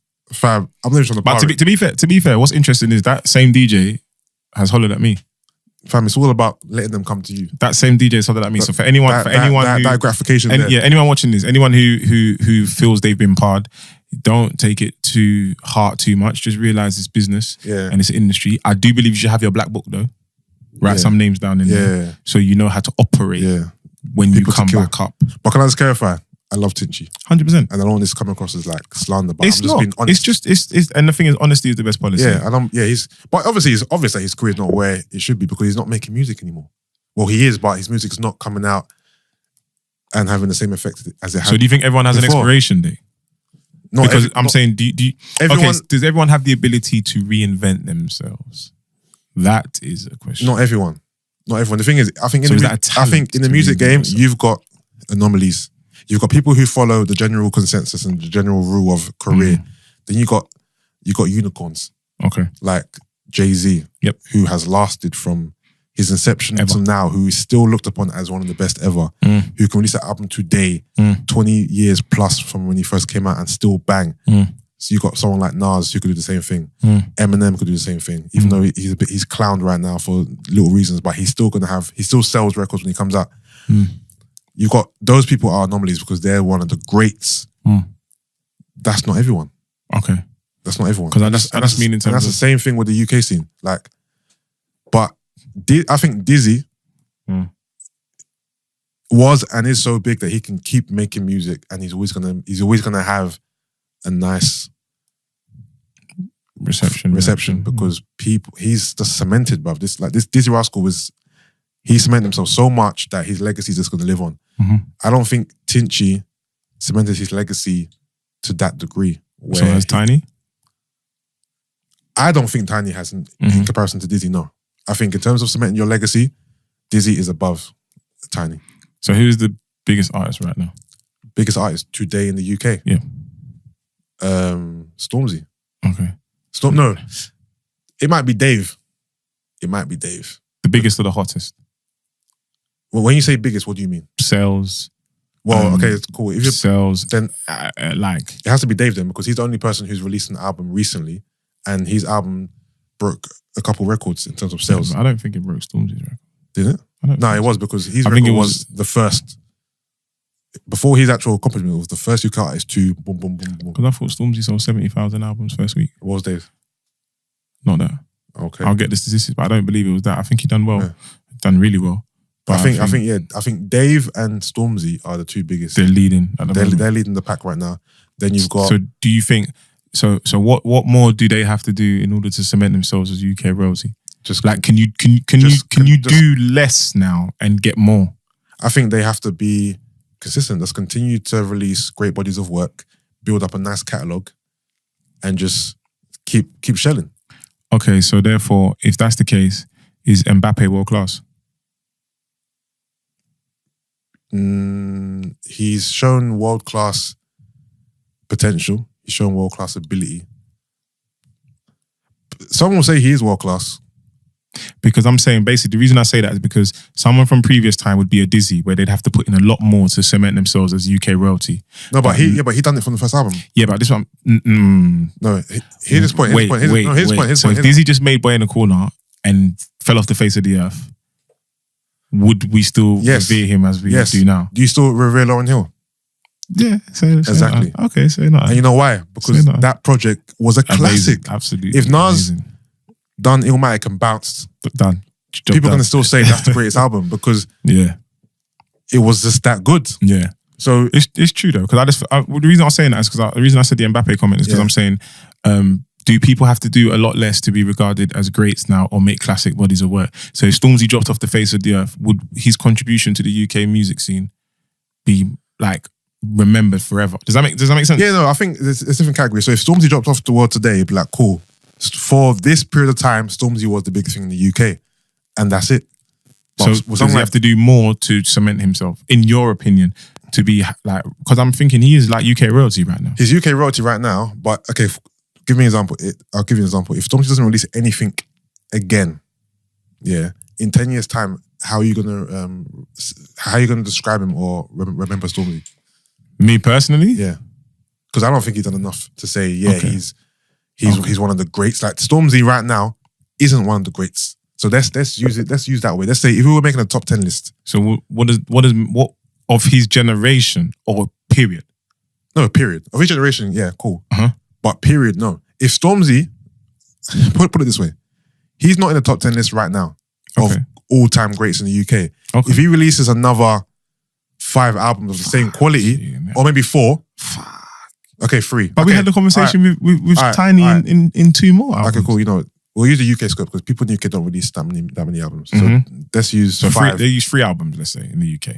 3? Because who's released? 3 albums. All right. How many albums is So Solid released? But it's not only just the albums, it's to work around it. Because Stormzy didn't grow up in the era where you can go on YouTube and find him shutting down sets with everyone else. And there's a lot of, like, he's not on Risky Roads, he's not on Practice Hours. There's a lot of stuff that happens in the build-up to Grime that kind of puts you in that, you know what I mean, that box. Like, he didn't do a clash in the Jammer's basement. He ain't got a load on the mics. There's a lot of checkpoints that certain artists couldn't do because they came out at a different time, innit?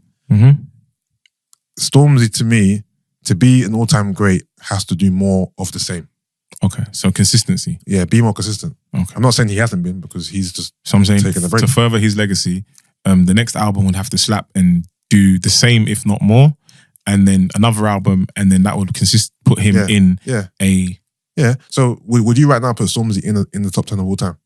No. Exactly. But would you put him in that list if he released a couple more albums and put a lot more work in potentially? Yeah, but I think he's done a madness. Like, I think he's done a madness with... That's why I'd say, like,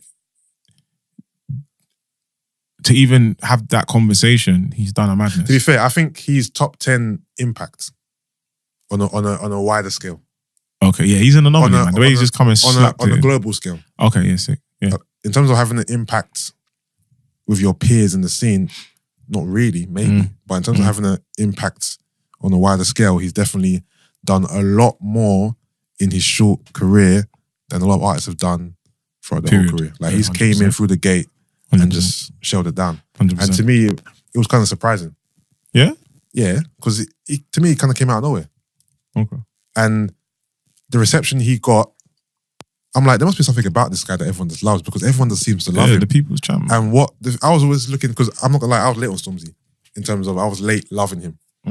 I knew who he was, but I didn't love him. I always thought, why do people love Stormzy so much? Like, what is it about this guy that they love? And I just didn't get it.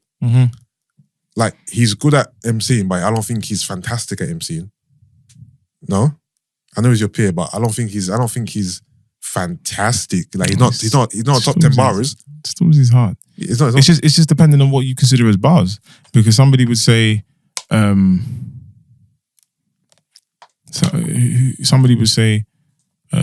Papoose is a bar, is it? He's a bar, yeah. But somebody else would say Joel Santana's better than Papoose. Lyrics for lyrics, bars for bars. Yeah, because that's would be down to your preference. Right. So therefore, isn't it a preference conversation? No, it's definitely a preference conversation. I'm not. That's just my opinion. I think Stormzy's sick. I think bar for bar, lyric for lyric. But you know it's about Stormzy. You'd have to probably compare him to his generation, though. Or his generation bars. What's so unique about Stormzy in comparison to everyone else? Like, why was he chosen? God. Like, what I mean is, what about Stormzy what's his USP? Why is he special? Likability. What he represents, what he stands for, I guess. Because that's what I was struggling to. I'm thinking, why is everyone loving him so much? Because I don't think he really showed his personality anymore. God, didn't it? Sometimes man just slap an anointing on you and you just don't. Yeah, that's what I'm saying. To me, it seemed like he just got anointed. Yeah, just out of nowhere. Go and do distance and change the game. Because I don't think he done anything different than most artists coming out at that time. Like, what did he do different than? You know what I mean, bruv. I think, like, in terms of when he done the Spotify birthday thing, he was just riding the bike. When he done the Spotify birthday thing, he took people and to sliders. Yeah, but it's like Mist. When Mist come out, people didn't get that. They was like, how the hell is this guy racking up these numbers? But he just had his community behind him. His community was supporting him. Yeah, I guess so. And then in his community supporting him, it just continued to build, and he just doubled up each time and made something else of it. Yeah. I think because I didn't really particularly take to him straight away. Who's Stormzy? Yeah. It took me a while to like. So what was the moment you said this is hard? I think when his first album came out. The whole first distance. Yeah. But what else did he have before that? Don't forget he had Not That Deep. Yeah, that was the one on the bicycles. Then he had Know Me From Situation. Then he done Shut Up. I wasn't really a fan of those songs because those songs for me were very like just very simple. You think? Yeah. It wasn't until the album came out and I thought, yep, I'm rocking with this nigga. This nigga's hard. Yeah. Like, so you didn't like the Shut Up period? Not particularly, no. I wasn't. That was when I was trying to figure out why everyone loved him. I'm thinking he's good, he's not bad, but why is this song getting number one, or why is this happening? And I just didn't get it. I didn't see what everyone saw in him until the album came out, and I thought, okay, you know what? I see it now. Like the album's hard, but I just hope he comes out. I hope the second album is hard because most artists in the UK, their second album hasn't been as great as the first, and I can too much going on though. I can chronicle that. That's too much going on. From Dizzee to Kano, even though people will argue with me that London Town is better than Home Sweet Home. It's not. Or on par. No. It's not. Wiley. Actually, Wiley's second album is actually better than the first to me. But it's second phase. It's not though. Like a lot of the times the Sophomore album always struggles because people are in different places in life. Yeah. Sometimes they're trying to recreate the same thing. Sometimes they're getting too drastic to somewhere new. There's many variables, isn't it? Like I'm trying to work out who has dropped a first album that's been a smash and then come back with a second one. You know what I'm saying? Well, the second one is as good or better. Yeah. I think people rarely release... Does it have to be as well? It doesn't have to be, but don't you always want to elevate and improve? Yeah, but I'm just saying in terms of you as a fan, do you always expect better? This album? Yeah, you know what I'm saying? I don't always expect better. Sometimes I just expect more of the same. Okay. More of the same, and I just want to feel a certain way about some of the songs. Like when I listen to music, I listen to a lot of music because I know that I'm going to at least find one song that I love off any album I listen to. It could be an artist I don't even know about. But I'm going to find one song on this album that I'm going to listen to and loop. So I just try and find music wherever.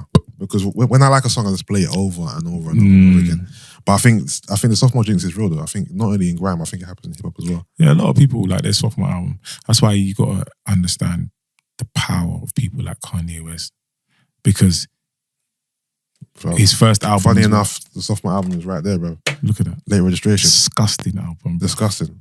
Disgusting. But the thing is, I was talking to my friend before in here, and I think his first 3 album run, disgusting, is probably the best in history. Disgusting, man. It's nasty. College Dropout, Late Registration, Graduation. You can't. That's visual. That's not. Those nasty, 3, man. no one can bring me 3 albums. It's nasty. When you deep it, it's that you nasty. release back to back that are going to beat that. And if you the array of hits, the catalog, nasty. Yeah. When you deep it, there's not much to say. It's nasty behavior. Like it's actually you take it in and you think. You know what's so funny? Imagine he stayed on that path. Instead, he just went wayward. But to be fair, he was always ahead of his time. So he just saw a sound and thought, yeah, let me boom, boom, boom, boom. The thing is, 808s wasn't that bad, to be fair. It was just so different from what we... But that was, again, that was genre defined. We used to. But then when he came out with My Beautiful Dark Twisted Fantasy, Mazine. What's Kanye's best album? His best album, everyone says that's his best album.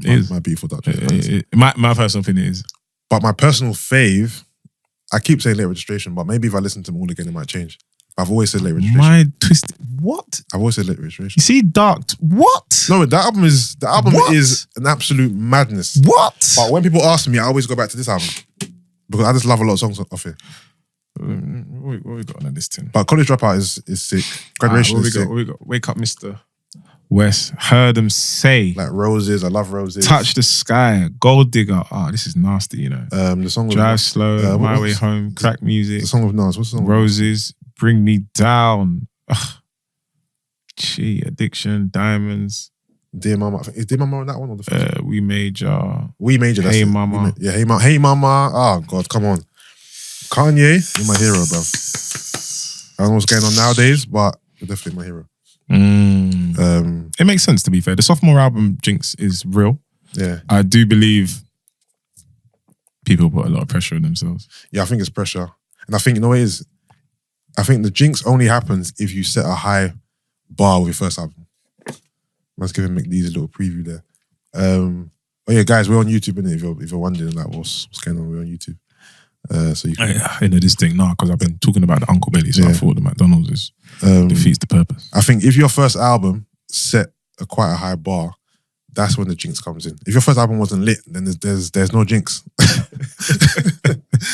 So the first album has to be lit. That's why people say, that It Was Written wasn't as good as Illmatic, or Volume 1 wasn't as good as Reasonable Doubt, because the first album was a classic. People say Showtime wasn't as good. So if you make a classic first album, just allow it. No, don't allow it. Just fucking trying your hardest to make something better than that, or isn't that the problem? Or just roll with the punches. Because the thing is, if you take away a lot of the first albums, like if you take away Illmatic, and if Nas came out with It Was Written first, people say that album's a classic because that album is a sick album. It's just that you're just too busy comparing it to Illmatic. Same thing with Jay.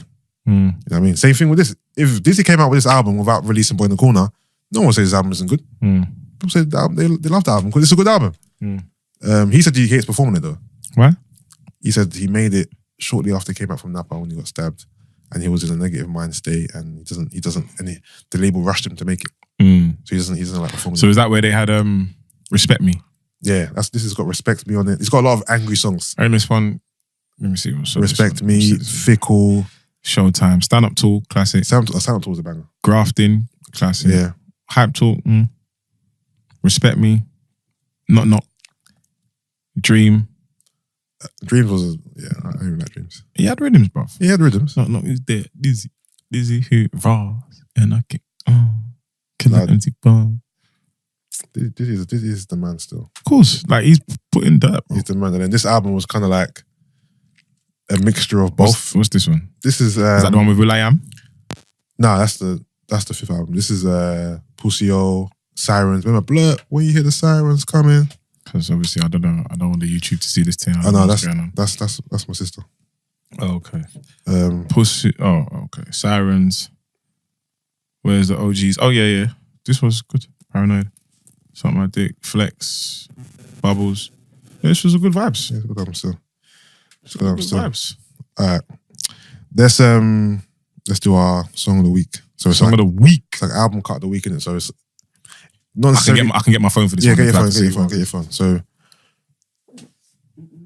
something that maybe not be an obvious song to the public. A little sleeper type of pick, innit? I'll just go stop calling my phone so I can play this music. Is this an emergency or something? Because hold on, let me ask you real quick. Let me text her. Raw.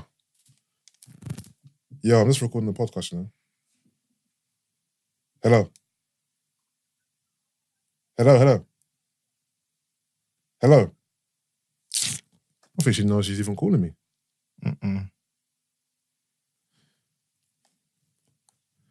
All right. Sorry, listeners. I'm recording. God. All right, so I'll go first. All right, so I'm going to play... Oh, also, because I don't want this to get ripped off YouTube, innit? Try and play something that's from an unsigned artist. Unsigned? Yeah. Or not from like Universal, them labels there, man. Them not keep fucking with my shit, bro. Oh, cool. So I'm going to keep it... This ain't signed, is it? Keisha Becky's on Virgin EMI. I thought the man was that what was coming to play? No, I was looking through my songs, innit? That's just there, innit? That's the thing now. Now that YouTube is messing with me, but I don't know what to play anymore because when we had the Rockefeller episode, hell of the songs got flagged and the video got deleted, so we had to re-edit it and all that. Yeah, it's long. That's why more time I just like doing audio episodes because I can play whatever I want. YouTube now, you gotta watch yourself. You know, I want to play actually. I want to play Scorch's new one and get your opinion quickly. But okay, he posted that it was out, but when I checked iTunes, it wasn't there. Even though I'll just find it on YouTube. All right, let me find it on YouTube. Scorcher. I believe it's called Could Be Worse. All right, so this is Scorcher's new one, Could Be Worse. We'll play it and then we'll have a little quick chat.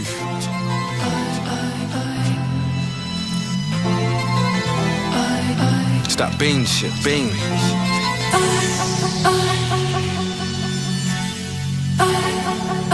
Yeah.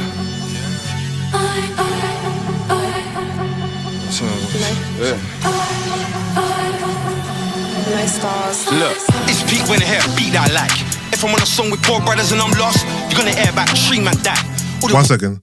Was that a shot? I'm not involved. It's too early. You hear what he said? It's too early. You have to start again. I didn't hear it. You have to start again. Just start again. Why are you starting drama? I'm not starting drama. I'm trying to sleep.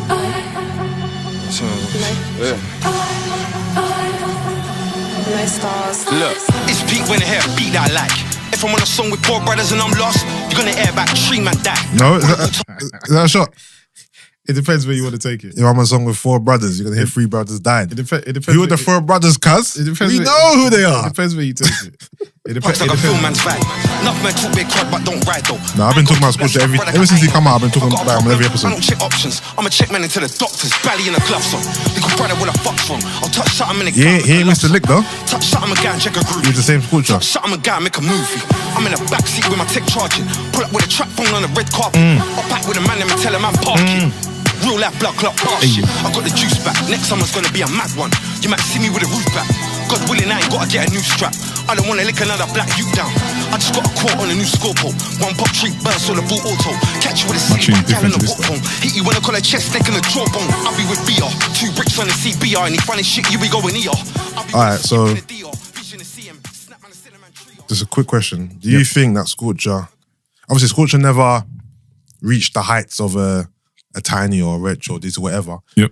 But now that he's out, what do you think he's seeing in this? Like, where do you think he can take his career? Well, he's got untapped potential. Just needs to keep making bangers. Yeah. Palatable music that can say something. People are eager to hear what he has to say. Yeah, definitely. They want to know what his views are. Yeah, for sure. On things. Yeah. I feel like his voice has been missed. And he hasn't lost any of his vim. Hell no. So I think he has more vim. Yeah, I think he's got unlimited potential to take it where he didn't take it before. Yeah, I really want to see Scorcher like blow. Like I really want to. He's got everything. He's got everything. He's one of my favorite UK artists, and I want to see him doing madness this year. So hopefully 100%. Scorcher can take it to 100%. The next level. You get me? So this is what you're listening to now, yeah? What, that? Yeah. No. I just. That's just your vibe. That's not my vibe right now. I listen to a lot of things. I listen to a lot of hip hop. I listen to a lot. I'm saying in terms of your song of the week, that's what you would say. Listen. No, because I was trying to think of something that wasn't label in it. So that just came to mind, innit? Alright, cool. What have I been playing? It's between this Kid Cuz Jiggy Bop, but I don't know if this one's even labeled distance. Because this week, to be fair, I've been listening to a lot of Nipsey. Yeah. I've been listening to a lot of Meek, Dream Chasers, 2 mixtape. I've been listening to this guy called Ade Josh. It's a vibe. It's just an Afro beat vibe. I've been listening to King Combs' new EP. Yeah? Yeah, it's decent stuff. I've been listening to this tune. ATG music.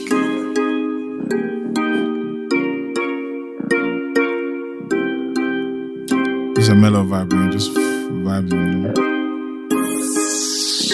I got my juice poured up, and I know it's a vibe. Like rolling with a man, I'm alright. Said I need more drink inside of me, like bring more up. Cause right now it's a vibe. Like big up all the gal I'm inside. I be like big up all the gal I'm inside. Big up all the gal I'm wear Versace. When Gali come and see me, they mash the panty. And Gali always calling, she want the planting. But the girl so pretty, me seed me planting. Oh, you tell me that is me your fancy. Lift up your legs, I move to planty. And you calling my phone when you up your plans free. And the girl so pretty when you're winning. Done no, yeah. Done no, yeah. Just a little mellow vibe. Yeah, drive your car distance, you know. That's where I'm at right now. I'm mad at like a little enjoyable thing. We're gonna go back to back. No, well, what's the time? We could do a little back to back, but I'm trying to think. Because if that's the case, I'll light you up. Or if you want, you could just play a bit more. I don't even know what I want to play. Light you up. Actually, know what I want to play actually. One more shout out to Archie. I'm not sure if he listens to album cuts, but I know he listens to me at up to 7. So he sent me Swindle's EP. Okay. Yeah, no more. Okay, you see Swindle, yeah? Yeah. All right, even with that, he made a tune with D-Double, yeah? Yeah. And I said, if D-Double was ever going to blow in America, yeah, that for me was one of the cross Is it the tune? Is the tune on this album? I don't know. I'm not sure, but there's a rhythm. This one? Or is it old rhythm? Forward it. No? Okay. Type in Swindle in D double.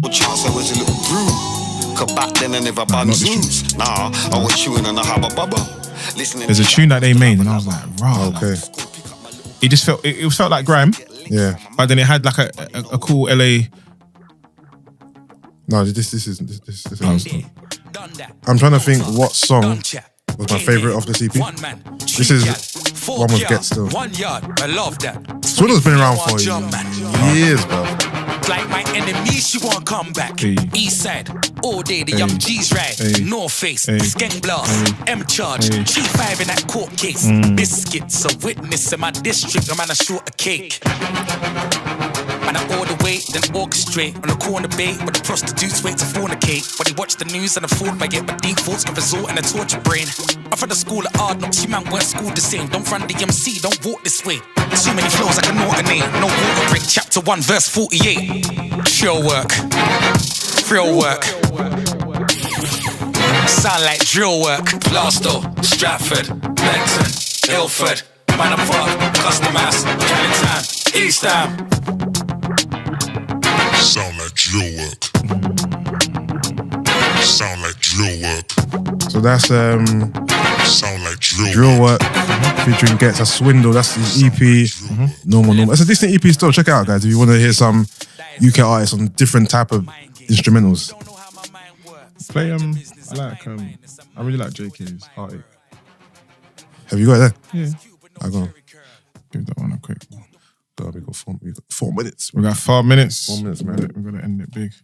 Should end on Nipsey, man. To be fair, I think it's one of my favorite episodes. You know, in terms of like having like a honest conversation. Music conversation. Yeah. Normally we just play bare tracks in it. Yeah, let me know. Yeah, I'll try. I'll come back. Yeah, I'd like to for sure.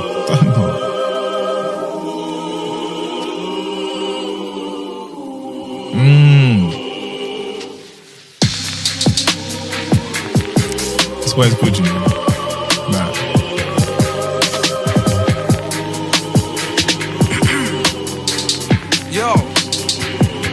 Yo, what did I know about heartache?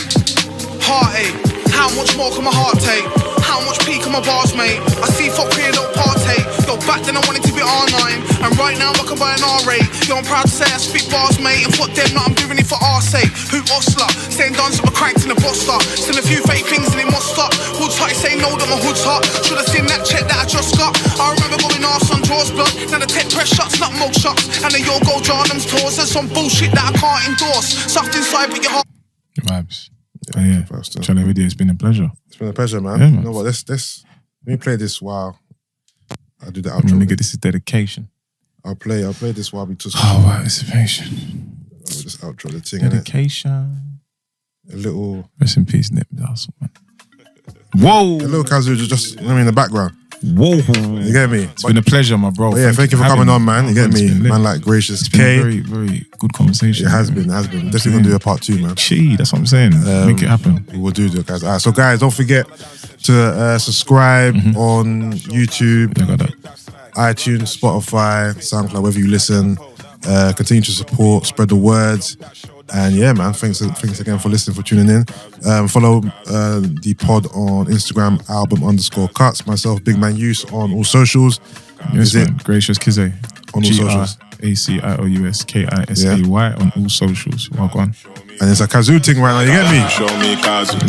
Come true, I said come true. Come true. Arch it, twist it, I said come true, I said. Right, I'll just play this in half. Drop your shoulder, twist your neck, raise your arms and hit Pastor Bread is making Hot Gracious K new single Kazoo out right now. Kazoo, I said on Kazoo. all platforms, you get me? I got them moves, drop that shoulder, style and move. Hit that pose, this how we do. Man, I shut down and it where we grew. Dance floor killers, we got them moves. Man, I just flex on her and you. Drop your shoulder, show Kazoo. I said Kazoo, Kazoo, Kazoo, Kazoo, Kazoo, Kazoo, Kazoo, show me Kazoo. Right, make sure you go support them, man. Blessings and guidance.